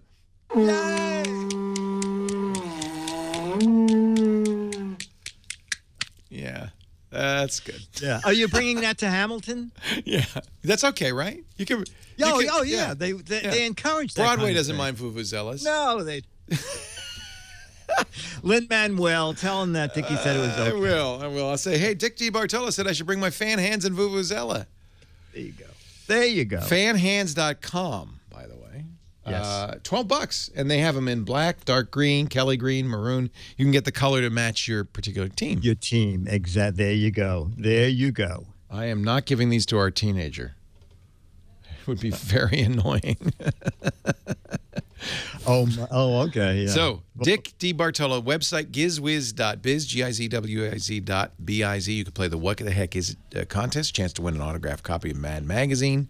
He's going to be on World News Now tomorrow night. Yep. And, of course, don't forget his own podcast, the Giz Wiz podcast at gizwiz.tv. You must watch. Thank you. And, Dick, we will see you next week. I'll be here. Hey, thanks to our musical production at Wizard, our conductor, Nathan Staten, musical director. He plays the discs for us and keeps us enlivened and enlightened throughout the show. Of course, to my good friend Heather Hammond, the phone ranger, who has doing such a great job. Thanks to Dick DeBartolo, who has some special antennas on his on his head. We thank all of you for joining us. I promise, if you come back next time, I will make you this solemn pledge. I will not play the vuvuzela. I will never do that to you again. This one, though, this is fun. A listener brought this to me it was at the World Cup in South Africa. This is the one that was annoying everybody at the official annoying vuvuzela of the World Cup in, what was that? It was 2 World Cups ago, right? In South Africa. Don't forget the website, techguylabs.com. If you go there, you can find everything you need, everything I've mentioned on the show, links to the chat room, the phone number, everything, including our pick of the week and our tip of the week. And by the way, that's free. That's yours for free. All you got to do is go to techguylabs.com. There's no charge. There's no sign up. I kind of like it that way. We could just thank our nice sponsors for making that possible. I'm Leo Laporte, the Tech Guy. Take care of your data and have a great Geek Week. We'll see you next time. Oh, I can hear the clicking. Well, that's it for the Tech Guy Show for today. Thank you so much for being here. And don't forget, it's just the tip of the iceberg. We do nearly 30 shows on the Netcast network. It's called TWIT, T-W-I-T. It stands for This Week in Tech, and you'll find it at twit.tv, including the podcasts. For this show, we talk about Windows on Windows Weekly, Macintosh on Mac Break Weekly, iPads, iPhones, Apple Watches on iOS Today, security on Security Now. I mean, I can go on and on and on. You even get your daily dose of tech news with Tech News Today and Tech News Tonight. And, of course, the big show every Sunday afternoon, This Week in Tech. You'll find it all at twit.tv. And I'll be back next week with another great Tech Guys show. Thanks for joining me. We'll see you next time.